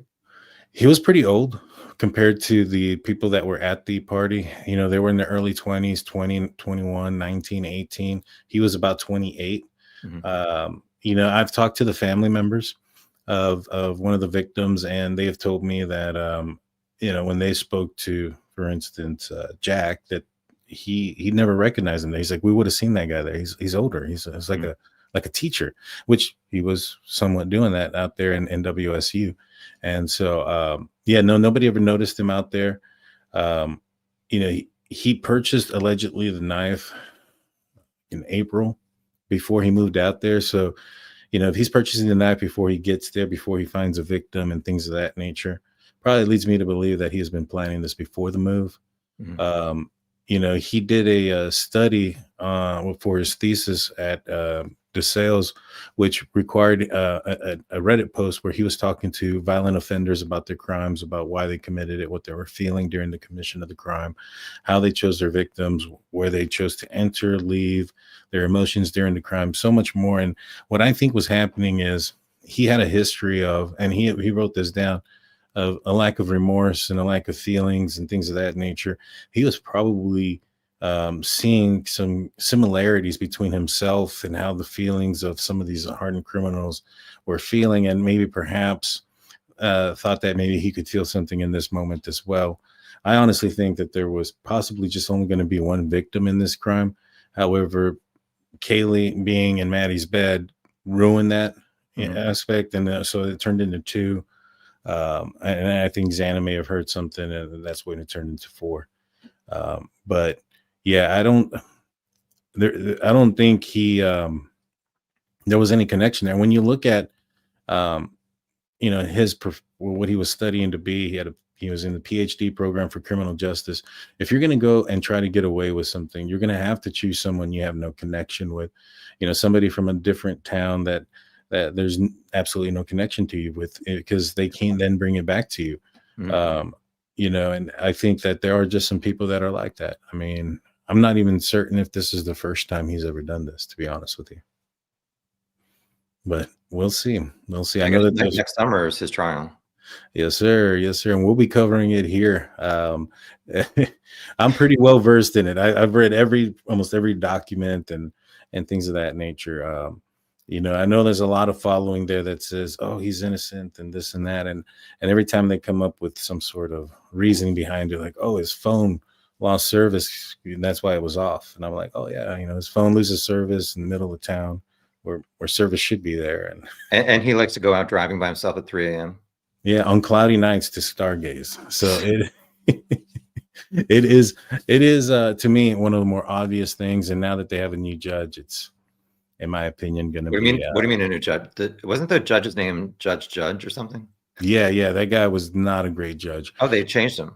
Yeah, so they Brian Koberger asked for a change of venue. Oh, okay. And they gave him the change of venue, which then in turn gave him a new judge, who is now like. So the prior judge was his weak, man. Like the defense would come up with something, and then he would say, "I'm not sure about that," and they would question him, and then he's like, "All right, I got to go back and think about this and make a decision." It would take forever, and then he would make a decision, usually siding with the defense on a lot of things, even on things that didn't make sense. Like for instance, I think they were arguing about the DNA, saying that they were saying that the way they collected, or the way they found him was through the IgG, and that they think that they should be able to throw out the DNA because of the IgG.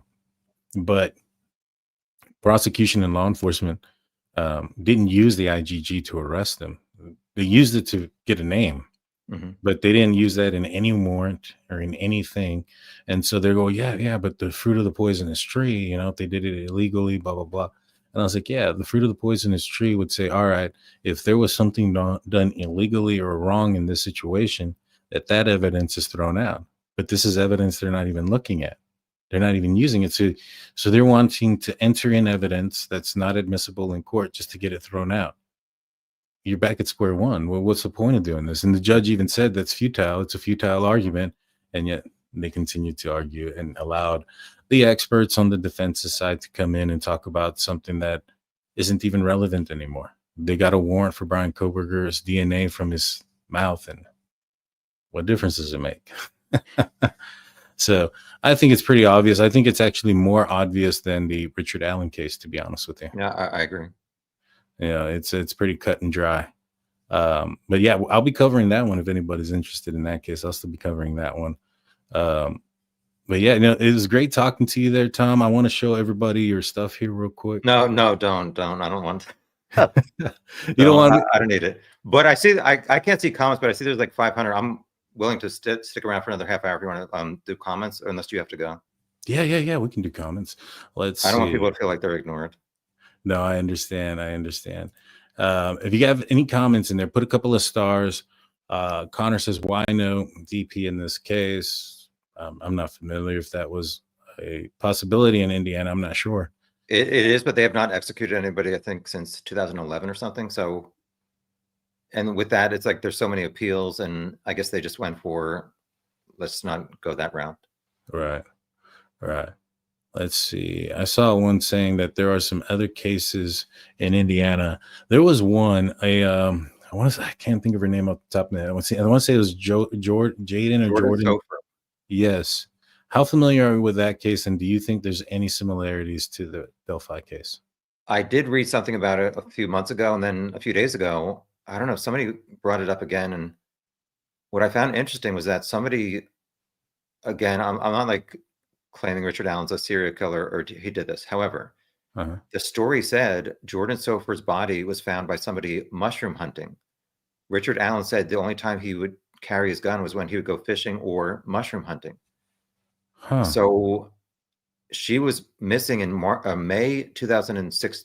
May 2006. Yeah. I looked online. I knew that Richard Allen moved to Delphi in 2006, and his mortgage shows December of 2006. Yeah. Not trying to start any conspiracy theories, but I'm not sure how far away he lived at the time or how he would have encountered her. Miles. I know she has maybe some issues with maybe her home life or a boyfriend or something possibly. I don't know enough about the case, but people have talked about maybe Richard Allen did do that murder. Again, I'm not sure. Police have had his DNA for 2 years, and he's never been charged with any other case. So, although obviously he did not leave any DNA in this case. And I guess Jordan Sofer's body was decomposed so much they didn't really know exactly how she died. Right. Which you can kind of exclude some things, though. You can probably exclude gunshot. You can probably exclude hanging. Probably exclude suffocation or asphyxia. Somebody, strangulation. What you can't exclude is probably, self-harm if there was a vein cut or something like that. But one of the things, because it was skeletal remains, one of the things is I've had Steve from True Crime Web, former CSI investigator, and he did a test on some ham hocks and stuff like that to try to mimic a blade there from a box cutter blade. And what he noticed is that even in the times where he went through the same channel 3 times, the bones weren't hit. You wouldn't be able to tell because of the size of the box cutter on the blade there. And so when I heard that, and I'm like, all right, she was found in the woods, left there, skeletal remains. It's possible that it could have been a box cutter. You mentioned the mushroom hunting. He lived in, I think, Mexico, Indiana at the time, which is about like 16 miles away from there. But if that was a common place where people would go mushroom hunting, if he lived in that area, and it seems like he's well familiar with the outdoor areas where Mhm. he's at, I wouldn't be surprised. I mean, I think there was also a a visual. I think she looked a lot like either Libby and or uh, Abby. Richard Allen's daughter. Oh, okay. You know, I'm not sure if you've seen a picture of her. I have. I can't picture it in my mind though. Okay, yeah, I'll see if I can pull it up real quick. But yeah, I saw this the other day as well, and somebody brought it up to my attention. I don't know, maybe it was the same person that brought it up in yours. Uh, but yeah, they're like, hey, look into this case.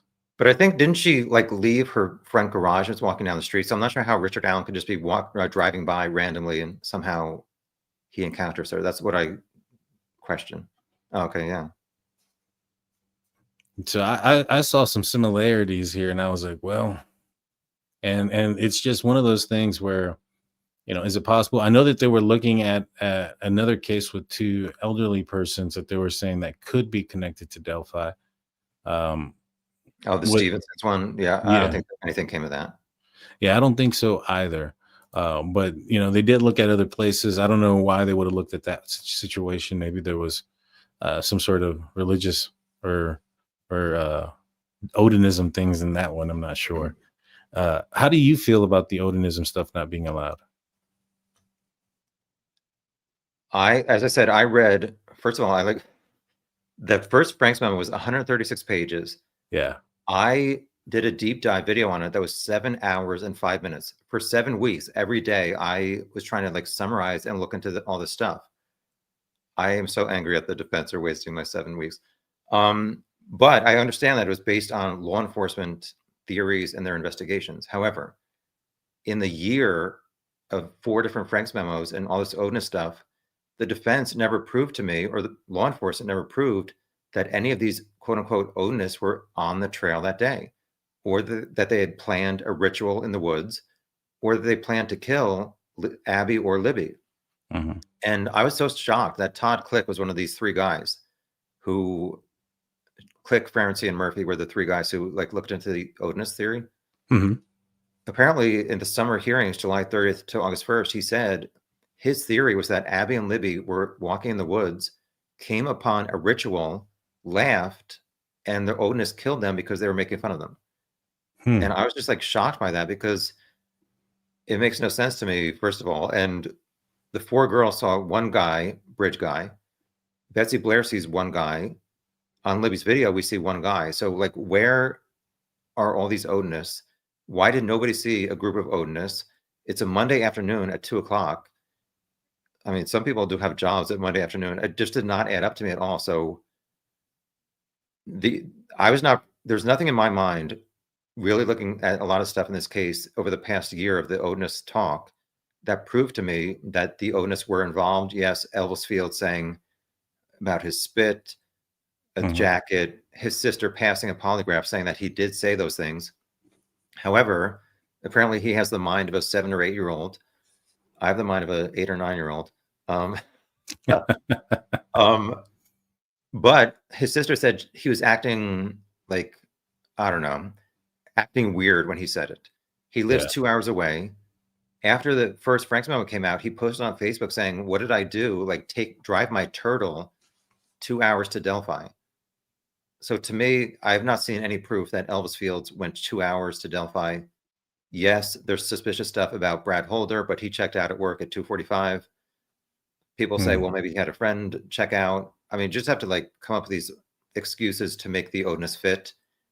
And I just keep going back to, okay, you can talk about the Odinist, but Richard Allen is the one on trial, and his trial was about where was Richard Allen at 2:13 p.m. on the day of the murders.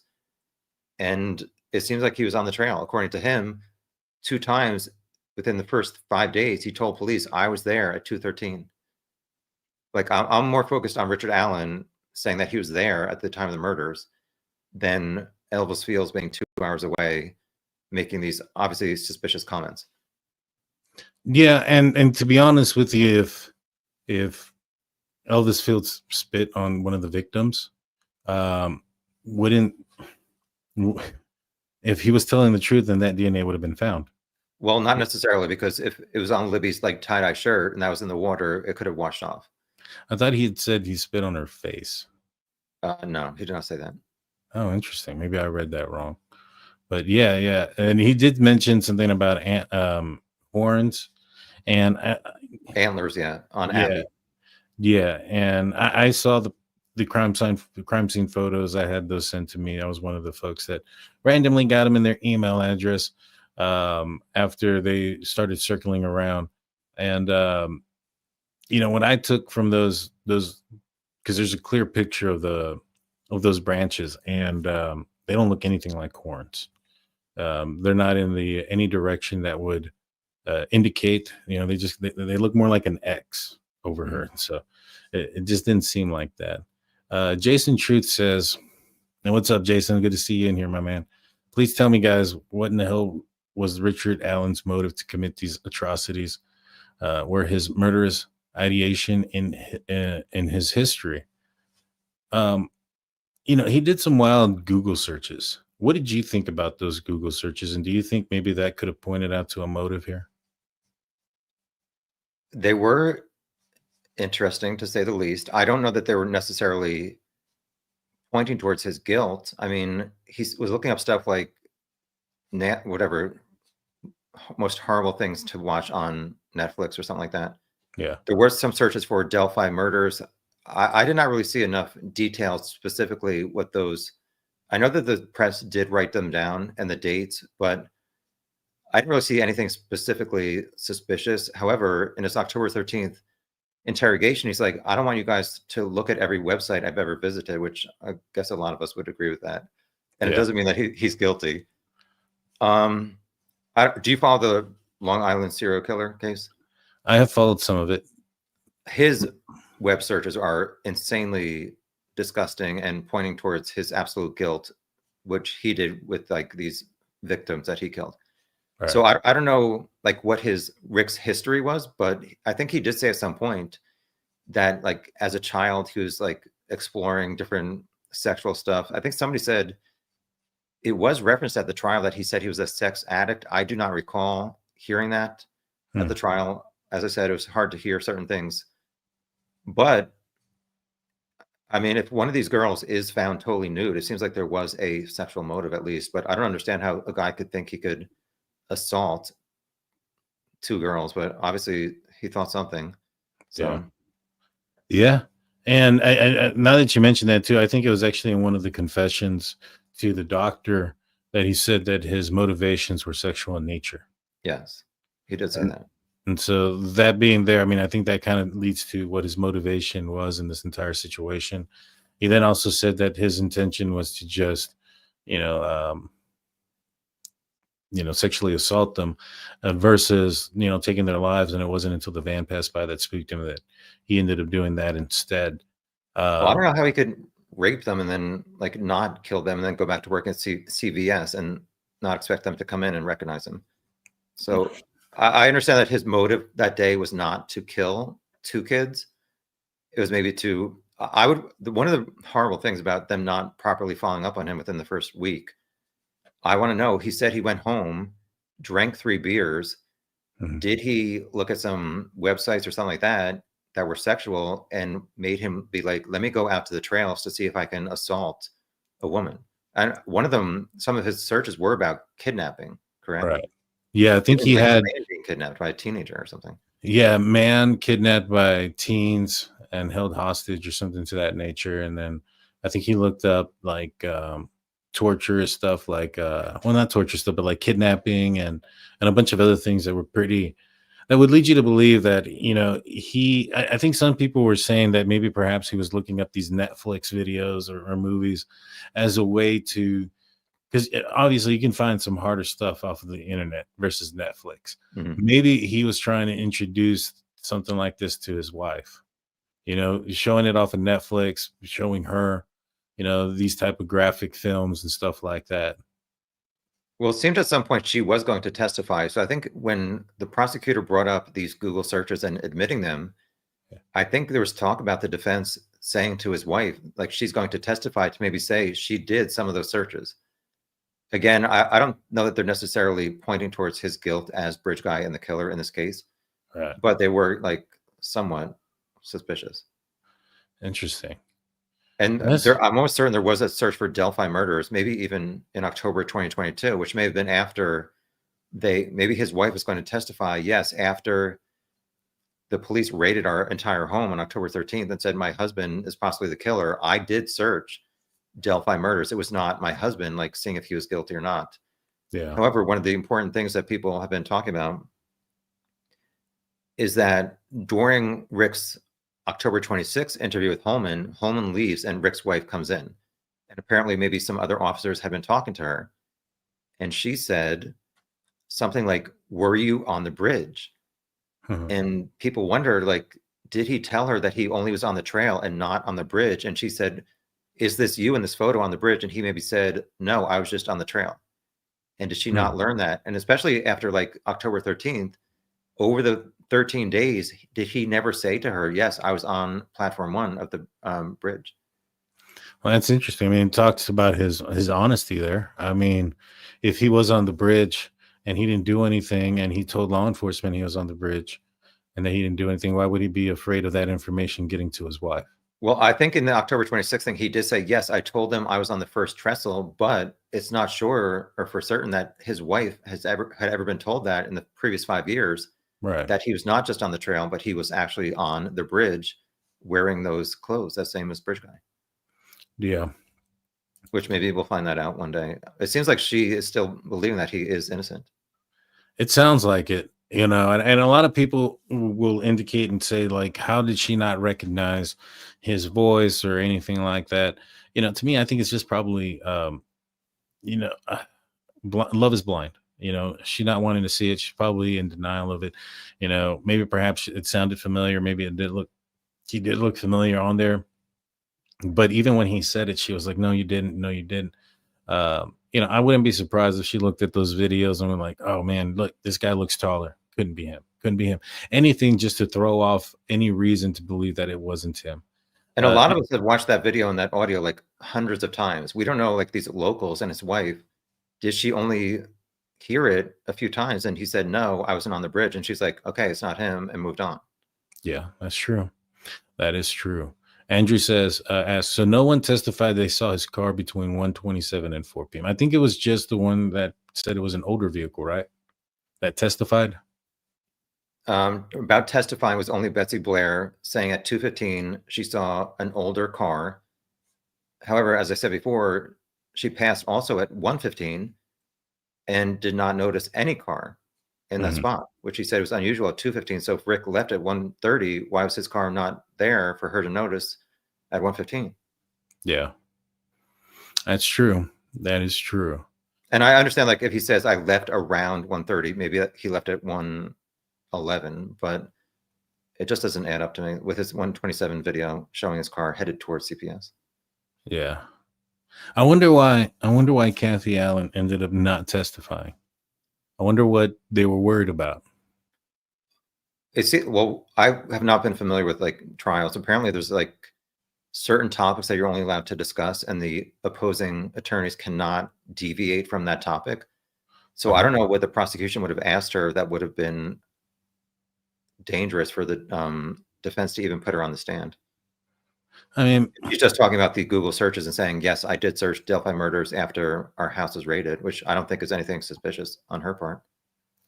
I'm not too familiar. I'm not a lawyer either. I didn't think that that was a thing. I thought if you ended up being on trial, or if you're on the stand, you're fair game, unless it's something that has been said not to be put in. Like, for instance, the odinist theory. Like, if it wasn't one of those things that were specifically barred from it, I thought they could have asked her anything. And specifically to the Google searches, I think they probably would have been asking her certain questions like, do you think it's normal if you didn't make these other searches about kidnapping and all these other things? Mhm. What do you feel? Do you feel a normal person would do that? And then maybe try to get her to say something negative about about her husband, and indirectly. And if you're not trained at being on a stand, you don't go through that prep. It can be very, very intimidating. Lawyers are good. They they get paid the big bucks for a reason. They'll go up there and they'll make you say things and convince you of things that maybe perhaps you weren't even thinking at the time, and they'll get it out of you. And maybe perhaps they didn't want that switch to be flipped on them. Well, a certain thing that came up, I think they said it's like out of the scope of the questioning. So if somebody like brought up a question that was like, especially with like Betsy Blair, as we were talking about before, when the prosecution called her as a witness for when she was on the trail and going back and forth driving, the defense, I think, tried to ask her about the older car, and the prosecution said, no, you can't ask her that because it's outside the scope of what she's here to talk about today. So something like that was interesting to me, that there's certain rules about what you can ask them at certain points. So she had to come back and be called by the defense to talk about the older car. Interesting. Yeah. Different states also are different things. That might be an Indiana state type of thing. Because I know that when I was in law enforcement here in Texas, we were told everything was open game. Like everything. If you go up there and testify and anything is there, it's open game as long as it's been presented as evidence. Like for instance, the one thing that they warned us about is using our personal phones to talk about things and cases, because if we did, then that can be subpoenaed, and once it is, it's everything on there that's open game. And so kind of similar like to the Karen Reed case where Proctor talked about that situation. I'm sure you follow that one. That got him into quite a bit of trouble. I think he got fired actually after all that. Did they show a bunch of pictures of Rick on the trails when his daughter came on the stand? They show, at some point, they did show 3 photos that I recall. I think it was during, maybe Dave Vito is the officer who he was really involved in like the Kegan Kline investigation. He also, I think, was kind of in charge maybe of the photographer on October 13th searching Rick's house. So I guess they took some photos of Rick at trails previously, before, like showing him at the Monon High Trail, and maybe fishing. There may be like 3 pictures of Rick like out in the woods and near the trail. For some reason, the prosecution, I think, presented that. Oh, that was before the murders happened? Murders, yeah. Okay. Yeah, they were trying to show him that he was familiar with the area. Yeah. That he's been in that area. He knows that area. Yeah, I mean, let's see. To me, I mean, that's possibly why they're saying, hey, look, he's familiar with this. You have to be in the area to know this type of stuff. And that, so he would be one of those guys. Let's see, I'm kind of going through. His daughter did testify that they walked, I think with him, she walked to the end of the bridge once or twice. After that, they would not really go that far out. After the murders, they wouldn't go that far out? No, just after, maybe she said around, I'm not sure if I'm recalling this correctly, but maybe around 2009, 2010. And they lived there for 3 or 4 years. She said they did walk out all the way to the far end, maybe once or twice, but after subsequent visits over the years, they would just like stay, I guess, near the front part of the bridge. This question comes up as I was struggling with what seems to be organized, but the crime is wild, including him driving around that area at high speed. I think he's relating to the Koberger case, but when it comes to this case, a lot of people had mentioned that this one was organized, that it seemed like it was more than one person could have done this. Did you ever get that feeling, that thought that maybe perhaps this had to have been more than one person? I think the defense was arguing that in order for some of these things to have taken place, Richard Allen would have had to have been holding up people and doing a bunch of different things. Did you ever feel that was accurate out of this? Well, for a long time, we didn't know exactly the specific details of the crime scene and their wounds and stuff like that. I just go back to the 4 girls saw a bridge guy, 1 person. Betsy Blair saw 1 person. There's 1 guy on the bridge guy video. Yes, I do struggle with like, how is Abby found apparently like this with the sweatshirt? She has no blood on her hands. Like, she has a neck wound. Why did she not grab her neck? And there's 2 girls. Obviously, he has a gun.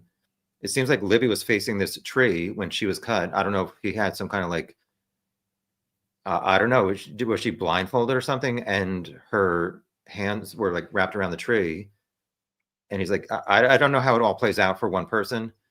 I don't think it's impossible for one man with a gun to have done this. Gotcha. Yeah, I don't think it's impossible either. That is one thing that is interesting. But when you talk about Abby, there was a hair found too, right, in her hand. It was probably Kelsey's in the sweatshirt. Right. But did you find it odd that it wasn't tested? The issue is, for a while they seemed to know that it was female and a family member, so they had to have tested it somehow. Right. And it was weird to me that Kelsey said that she gave her DNA a second time. And quite a few people in this case have said, "Hi, Sonny." People in this case have not said, "Hi, Sonny." It was just me saying, "Hi, Sonny." People have said, what do they say? I don't know. Sonny made me lose my train of thought. I'm sure it's stupid. Anyway, we'll move on to the next topic. Yeah. Let's see. One more thing. Okay. Yeah. No, to me, I just think like, I think it's pretty obvious. I don't think he's going to end up getting any, I don't think he'll win any appeals. And he's going to end up going back to where he came from. And that's going to be the end of it. Well, I think people say, why would he confess to all this stuff so many times? And to me, I do understand like the Hal doll, although some people said it doesn't make you confess to murders you did not commit. Just like over 10 months writing to the warden, like picking up a pen and paper saying, I want to confess, telling him I killed Abby and Libby, picking up a tablet, calling your wife and mom repeatedly over weeks and months saying, I killed these girls, telling inmate companions, telling guards, over 10 months saying, I did this. I was bridge guy.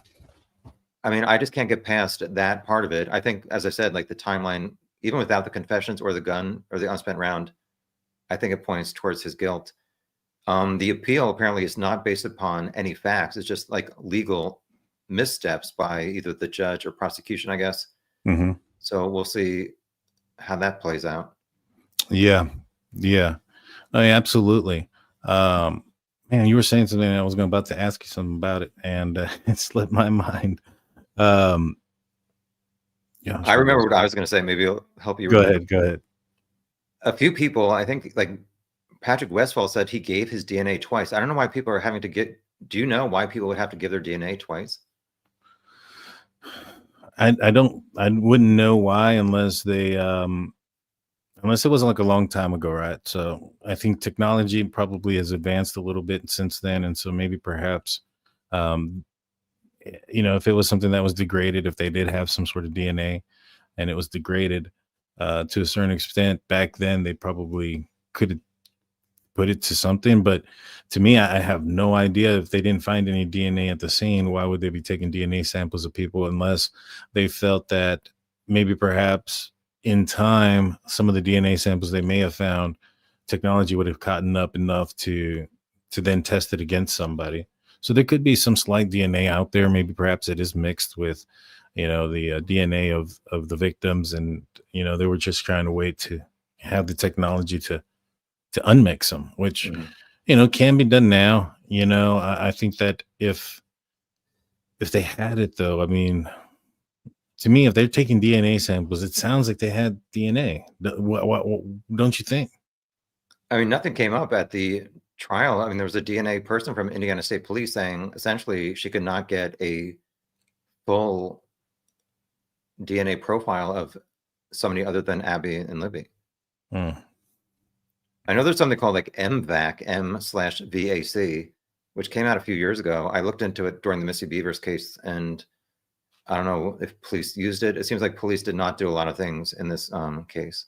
Even like on the stand, like the defense is saying, well, did you do this and this and this? And they're like, no. So I don't know how law enforcement screwed up so many times over so many years. And I think we said before, like if Richard Allen never came forward, this case would still be unsolved. Yeah, no, I agree with you on that one. I think that if he didn't come forward back in 2017, they would have never found out who he was. unless he committed another crime with the same gun and they could match that and they can get some DNA off of that. But outside of that, yeah, he was definitely going to be this was going to be a case that was going to be forever cold without that information. And so it's just, unfortunately, it's one of the common things to happen, right? Before, especially with a criminal who's minimizing a lot of the things that are going on, they're going to want to try to minimize their involvement. Hey, I was there, so me telling you I was there, I'm trying to help you, says that I didn't do this, but I also want to know what you know, so that way, I can feel comfortable at the same time.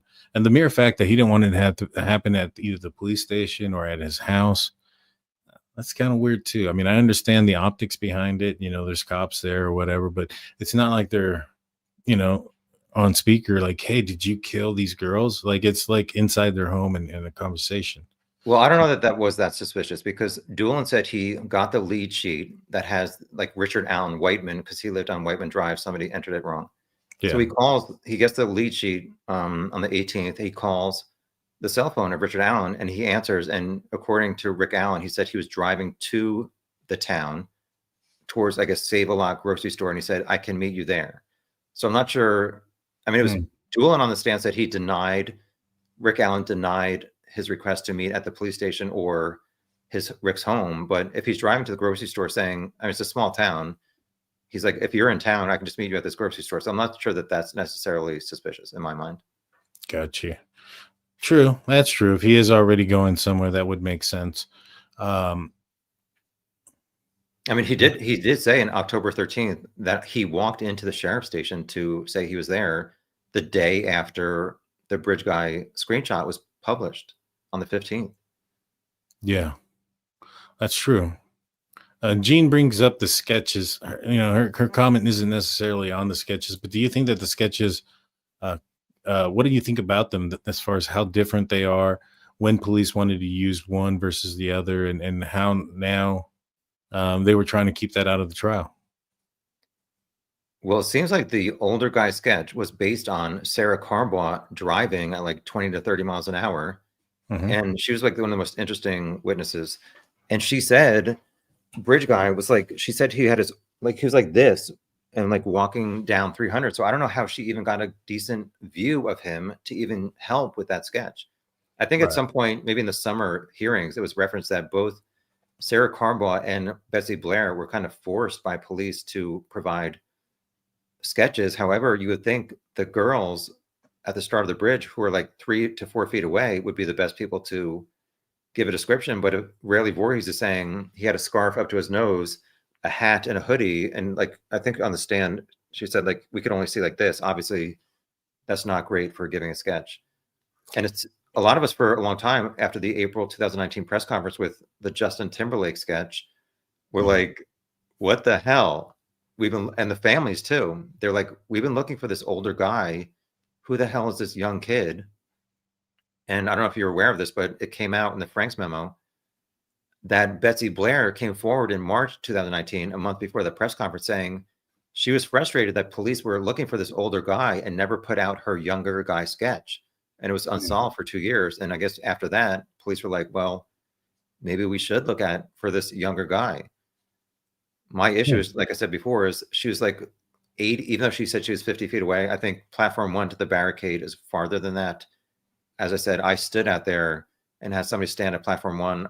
I don't know how I could even come up with a sketch looking at someone. She said during the trial for a moment.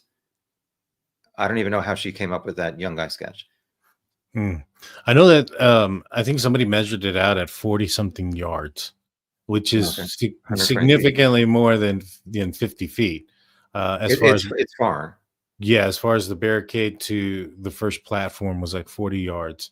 And, to me, yeah, when it comes to memory and like even the first girls that saw bridge guy walking in, they had different descriptions of the guy down to color, height, age, things of that nature. And they walked very close next to him. But the fact that they're not, trying to remember somebody, then, that's not staying in their memory. It'd be one thing if somebody if somebody attacks you Mhm. You're going to remember a lot of that situation. You're going to remember face, smell, sounds, things of that nature. But if that's not the case and just somebody's walking by, I mean, Yeah. if I told you to draw a picture of somebody walking by at a trail 3 4 days ago, and I think even one of those sketches was a lot longer than that, um, I mean, how it's not going to be accurate. And I think they even asked her on the stand that if a tan hat or a brown hat could have been what she could, would she be able to confuse that for the poofy hair? And I Mhm. believe she said that that's possible. Is that She correct? did. Yeah. And so to me, I don't know. I didn't think it was anything that um, was a a definite answer saying, all right, look, it's a young guy. She saw a young guy, so it's definitely a young guy, so it's not him. That didn't make sense to me. Laura Lee says about the headphones being debunked. Uh, when the prosecution or the defense brought up the headphones and that it appeared that somebody had plugged it in and unplugged it, and that their theory was to silence the calls. Mhm. Did you have any reaction at first, like, oh crap, maybe somebody was out there, or did you think that there could have been a reasonable explanation for that? I was not there that day, but when I heard that that woman said it, again, I'm not like saying that this woman who's a former FBI agent is not as smart as me, but she said a few milliseconds before a phone call comes in, Yeah. it was plugged in, or a few, I don't know if it was before or after, but it was at like 5:45 p.m. until 2:30, or sorry, 10:32 p.m. So like, what's the scenario? Some killer is there like 3 hours after the girls were killed. It's still sunny out. The sun did not set until 6:15. The Yeah. family's out there looking. So like, what is this person doing? Putting a headphone in, and then 5 hours later they come back to take it out, or they're standing there 5 hours. It does not add up to me. And like Yeah. people said, they did search, and obviously her phone did at least go through the creek. It was on the ground under her body. It did not move after 2:32 p.m. So I'm not discounting the expert's testimony, but to me, sorry, sister, it doesn't add up. And the one thing that I thought was interesting was that she was an expert on phones up to 2009, I believe. And so, that tells me that they couldn't find an expert at the time that wouldn't be, trying to explain it in this manner. Mhm. But the other thing is too, you were right about the millisecond thing. I think it was a couple milliseconds or a millisecond after the call came in, and that she theorized that the person inserted the headphones in to silence calls so that way calls couldn't come in. But even if you're prepared for that, Mhm. like even if you're like ready to rock and roll, you have the headphone jack in your hand and you are ready to put it in. I mean, by the time you hear the audible sound going off and putting it in, it's impossible. It makes more sense that if there was water in it and then that's when it connected briefly, that electricity could travel at that speed to mess it up, Mhm. and to think that it was a phone jack issue. And I think that one was pretty huge, a huge blow to the defense. I think that made their case weaker by trying to say that that was the case in that scenario, in my opinion. Well, um, obviously the jury didn't buy it. that's true. That is true. What do you think about him? I think there's a picture of him in a bar with the sketch behind him. Like, what do you think about that situation? He wasn't trying to hide, in my opinion, at least. Well, that was the Young sketch, Hmm. and I was just been like I said in one of my videos about Rick, he has more looks than Madonna. Like in his videos, in his photos, he like gains weight. He has like the long goatee thing. He Hmm. looks so different in so many different photos. So I just really want to know what the hell is he thinking every day that went by. If I mean, I do think he is guilty. Like, what is he thinking about police? Like, how are they not knocking on his door for 5 years? And also, the sketch was at CVS where he Yeah. worked. And True. Libby's aunt Tara came in to get photos, and he said for her memorial or her funeral, and he said no charge. Like he's gone through some interesting experiences over the past 5 years or 7 years related to this case. I think so too. Yeah, I think you're right. There was a video of him. playing pool. Two different videos. One, he looks very, very slobby, and another one is the one where he's dancing. He looks a lot thinner. And I think that one of the ones that where he's dancing all weird was it was around the times of the murders, wasn't it? I forget. I mean, his wife had some videos from November 2016, like whatever, 3 months before the murders. That was the one where she also snuck up on him outside in the car and wearing a blue jacket, which I'm not sure that it was the bridge guy blue jacket, which is another interesting thing. The prosecution, they never brought out a blue jacket from his home saying this is the bridge guy jacket. They did show 2 photos of the jacket photographed at his home October 13th. Again, I was like trying to write down in my notes also at the same time. Are you familiar with the Carhartt jackets and the logo, the white and orange logo, which is a square? Yes. Yes. The one that they showed was like a rectangle, like right here. So I don't know if like it was maybe a Carhartt that was like one side was covering it. It was weird. I did not get a good enough look at it on the screen to see if it was like a material where you could see, because I think Bridge Guy's material is more like a windbreaker where you can see an outline of an object in the front pocket. Right. Where a lot of Carhartt jackets are thicker where you could not see that level of detail of a pocket item. Right. So I would like to know from his wife, was she ever asked and shown this photo, did your husband ever own a blue jacket similar to this? And what did she say? It was never presented at the trial. That's true. And obviously they tested the blue jacket that they took and there's no DNA from Abby and Libby on it. Right. Yeah, I think you're right about the windbreaker. There's quite a bit of a reflection off of the like light reflection off of there, which would be more of an indication that it was a windbreaker, in my opinion, as well. One of the 3 girls who passed him said it was a windbreaker, but other girls said it was a duck canvas, and Betsy Blair said it was a jean jacket. Yeah. Well, I mean, when you're not trying to remember these things, it can all blend together. I want to thank real quick Sirius Black coming in with her $2 super chat saying, this has been another great live. Thank you guys. And then we had Extreme Blonde ask, why keep everything under gag if the verdict is in? I mean, I don't know why. I have no idea. I mean, do you think, maybe perhaps, I think the thought would be if you were on the pro RA line of things is that they don't want to release it before he is sentenced, because if everybody sees it, then it's going to show that he's innocent, and there might be some sort of, I don't know, protest. Gull seems to be caring about like the case overall. Maybe she's just like, we'll wait until it's, I don't want to say totally finished, because obviously an appeal is going to be likely or possible. I'm not sure that Rick is going to try to appeal or not. A lot of people say he has a lot of great chance because of legal mistakes.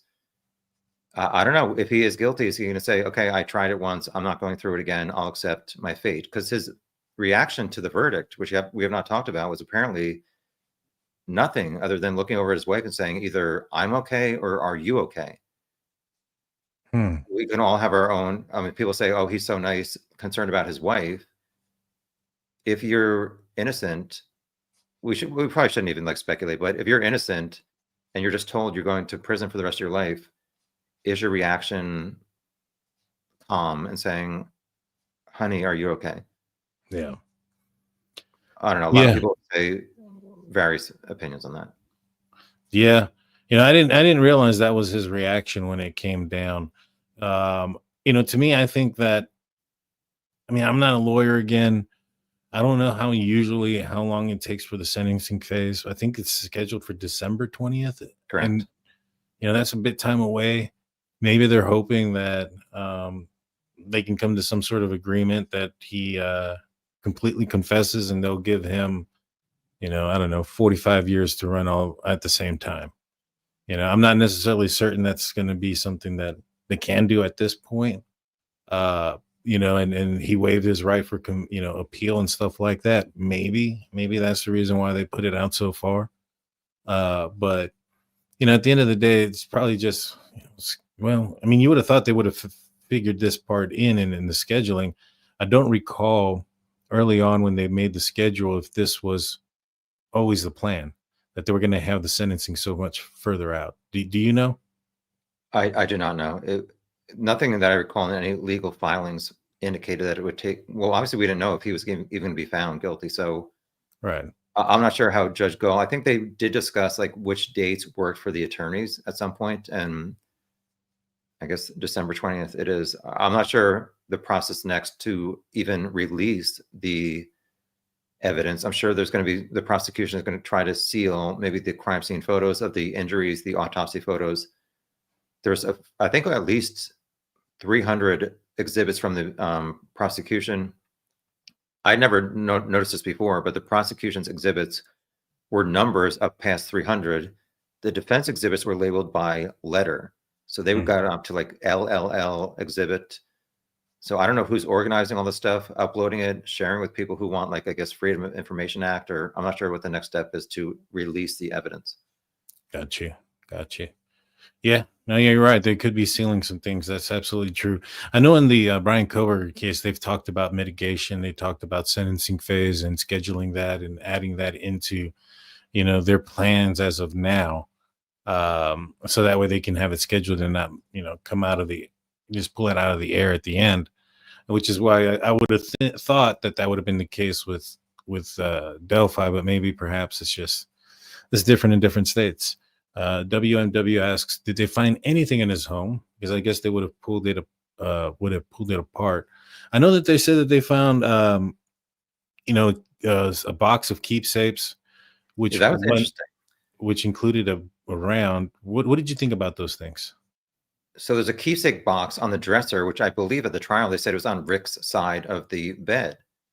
And in his gun, obviously they found the gun, which they said matched up to the unspent round, which some people debate the reliability of that. So that's probably like the biggest piece of evidence matching him to the crime, depending on what you think. Right. But the magazines for his gun had Blazer brand rounds. In his keepsake box, there was one unspent round made by Winchester. The round at the crime scene was made by Winchester, 40 caliber. So people have speculated online. Somebody said to me, do you think when he said he pulled his gun back or he's fooling with his gun at the end of the bridge, did the round pop out? Because he did say to Jerry Holman on October 26th, I did keep a round in the chamber. So if he's pulling back the top of the gun to intimidate the girls, saying, guys, go down the hill, did it pop out? Did he pick it up, put it in his jacket, and gets home and puts that Winchester into his keepsake box? Did he also at the crime scene pull it back again and another one popped out and he stepped on it when he's like moving bodies around or stuff like that? And he did not know where it ended up. Maybe he did not know there's this science to match it up to a specific gun. So did they find anything in his home? I guess the gun is the main thing that I can think of. Yeah. The only thing about that is, would there be extraction marks on that round that was in the keepsake, and would that match? Because I think that would be huge. Yes. However, there's this other issue where I think the round at the crime scene was cycled 3 times. Interesting. I remember that. That's interesting.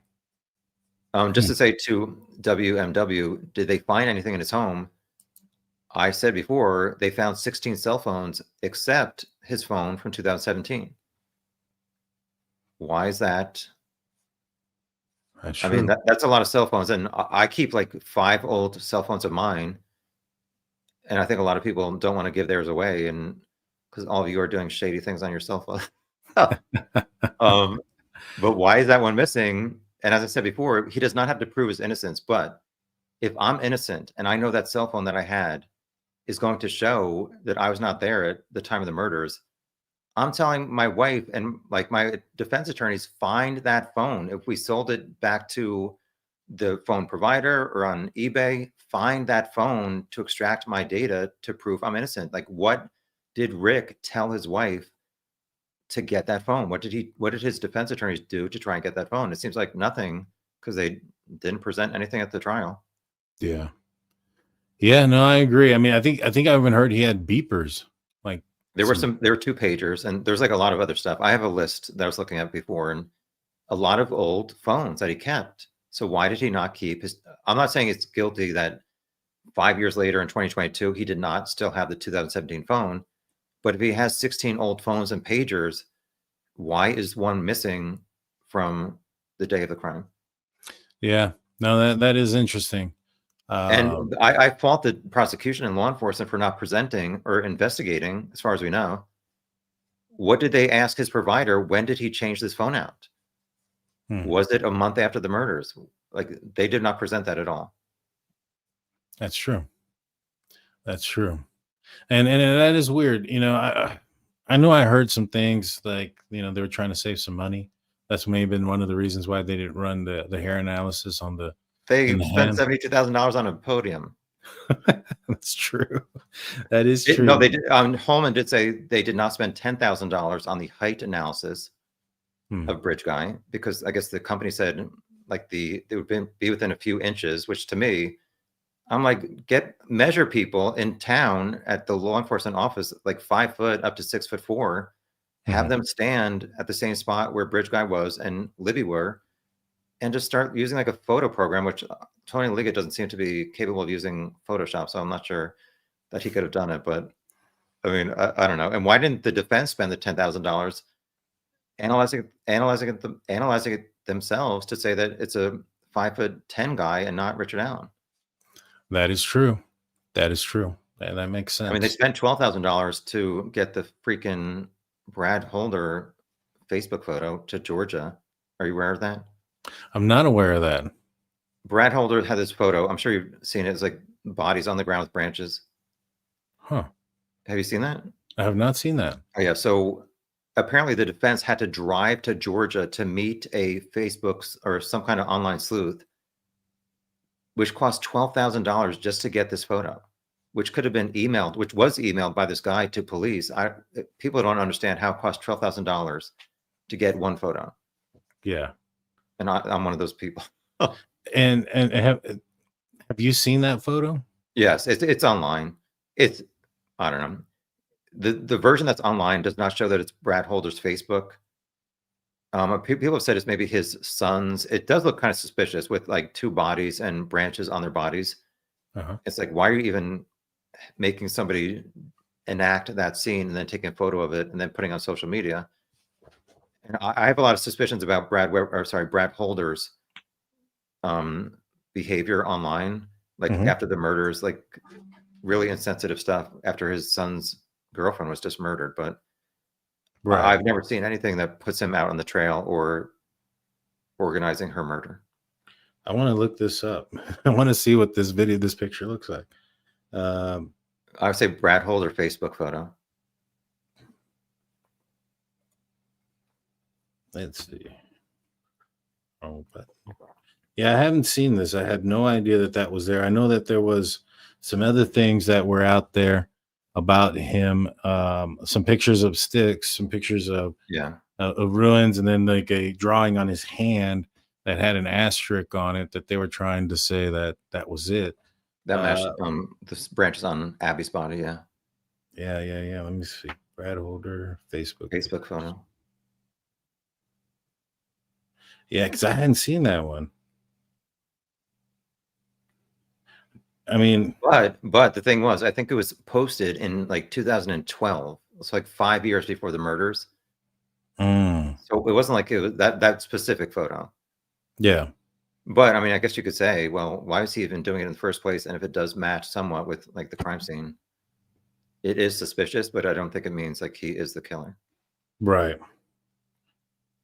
Yeah, no, it definitely is. I mean, you have to look into it, right? And it sounds like they did.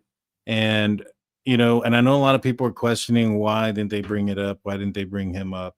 And the thing is, you have to have something called evidence to accuse somebody of something in trial like that. You know, Richard Allen wasn't accused without the evidence. He had an indictment. He was charged and a bunch of other things that happened to get him to this point to accuse him. And if you don't have that information, and if it's easily provable that it wasn't anything, like that person wasn't the person that committed this crime, then I can see why they wouldn't bring those scenarios up. I really can't find this picture. I looked, but I'm going to try to search for it a little bit more when we get off. But yeah, I mean, Richard Allen claimed that there was Odinist in the prison that he was at. He Yeah, brought the it up. guard had a patch that said, "I believe," or "I trust in Odin," or something similar to that. Yeah, yeah, and I think that somebody ended up getting a tattoo on their face that was about Odinism and things of that nature. Uh, I mean, I don't think they brought it up in trial, but you They think that didn't. he had any interaction with Odinist? I mean, he brought him up. He put the sticks on the bodies. You think that maybe he was trying to maybe perhaps make it look like it?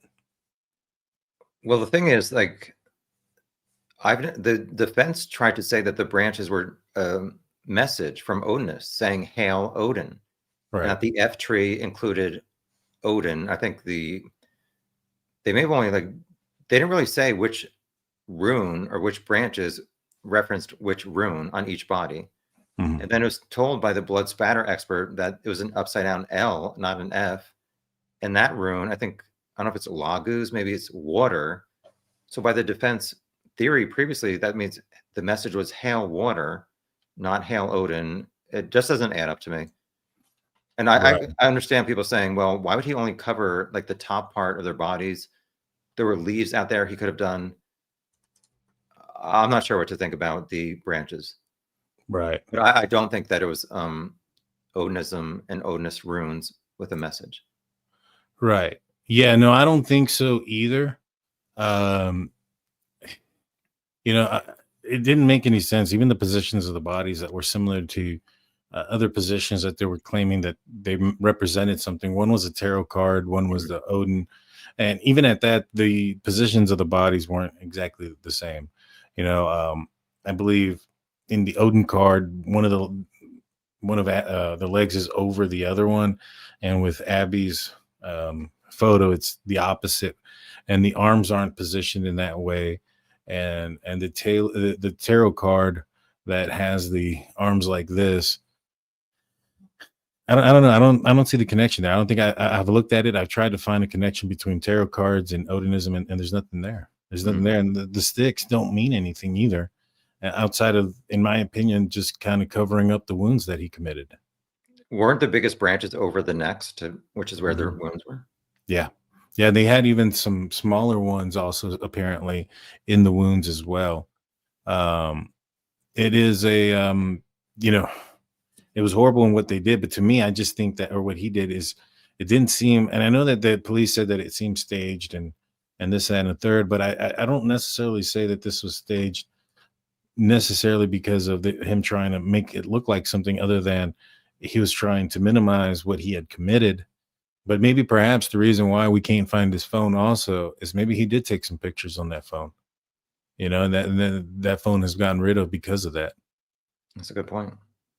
You know, um, But I still want to find out, did his phone ping on the cell tower? I have not been able to figure that out if it was presented at the trial. Yeah, I didn't know that either, and I thought that would have been something that was brought up. I mean, I that's a thought, huge thing. If he says, I'm looking at a stock ticker, you need a connection to the cell tower. right, because I could have swore I thought I had seen something there saying that he had left around 2:30 something. But I mean, I don't know if that was. I don't think it was. Obviously, it wasn't in trial, but recall somebody saying that in one of these videos about the Delphi case, and I don't know where it was at, so I don't know if it was absolutely 100% accurate or somebody just theorizing that that was the case. No, I think the defense may have stated in the opening statements or something, we're going to prove. I think they said something about a phone data is going to prove that Rick was not there. They never presented that. I might be wrong about that, but I think that's No, you're right about that. Some people have brought that up to the attention that during the opening statements, they said they were going to prove that he was gone by like 2:15, which then changes everything that he had said already before, where he was there from 12 to 1:30. And so this is already adding an additional 45 minutes to that time frame. But yeah, I heard that they brought it up that they were going to prove that he had left by 2:15, and they well, never that's actually Betsy did. Blair going by CPS, seeing a car from the 1960s, and he doesn't own a car from the 1960s. So that's how they said. But they never provided any kind of alibi at all. Like the only thing was, oh, Betsy Blair saw a car from the 1960s. Rick just at 2:15. Rick does not have a car from the 1960s. That means Rick was not there and he was home at 2:15. That's all they presented. And I Yeah. think that's why the jury said, you're going to prison for the rest of your life. Yeah. I agree. I agree. If you want to wrap it up, you can. Yeah, I was about to do that. Well, I appreciate you, Tom. I appreciate the great conversation that we had today. Guys, if you want to go check out Tom's channel, No, don't. I'm there good. might, But there yeah, might be I a- don't like to do these live chats, but I reluctantly agreed to do it. But it was a good conversation. I appreciate it. Thank you. I appreciate that. Yes, sir. Thank you so much. I'm glad you were able to do this with me. If you ever get into the Idaho case and want to get some information on that and do a show on that, I know quite a bit about that. I'm well versed in that case. Thank But you. yeah, if you ever do anything else, you want some promotion on anything, just reach out and we'll bring you back if you're doing any I comedian appreciate thing. I did see that you did a picture of you doing some stand-up comedy. Any of that in the future? Yeah, next year I'm going to start doing it again. There you go. Let us know. Let us know. All Maybe right. we'll head out there and check you out, my man. All right, thank you.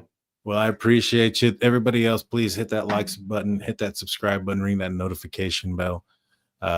Thanks again. And you guys have a safe night. I probably won't be back on until maybe Tuesday will be the next time. I'll be on vacation this weekend. I'll be in the Pittsburgh area. If anybody's going to be out there watching the Steelers game, I will be there. But without further ado, we'll see you guys next time. Peace out. Thank you. Bye.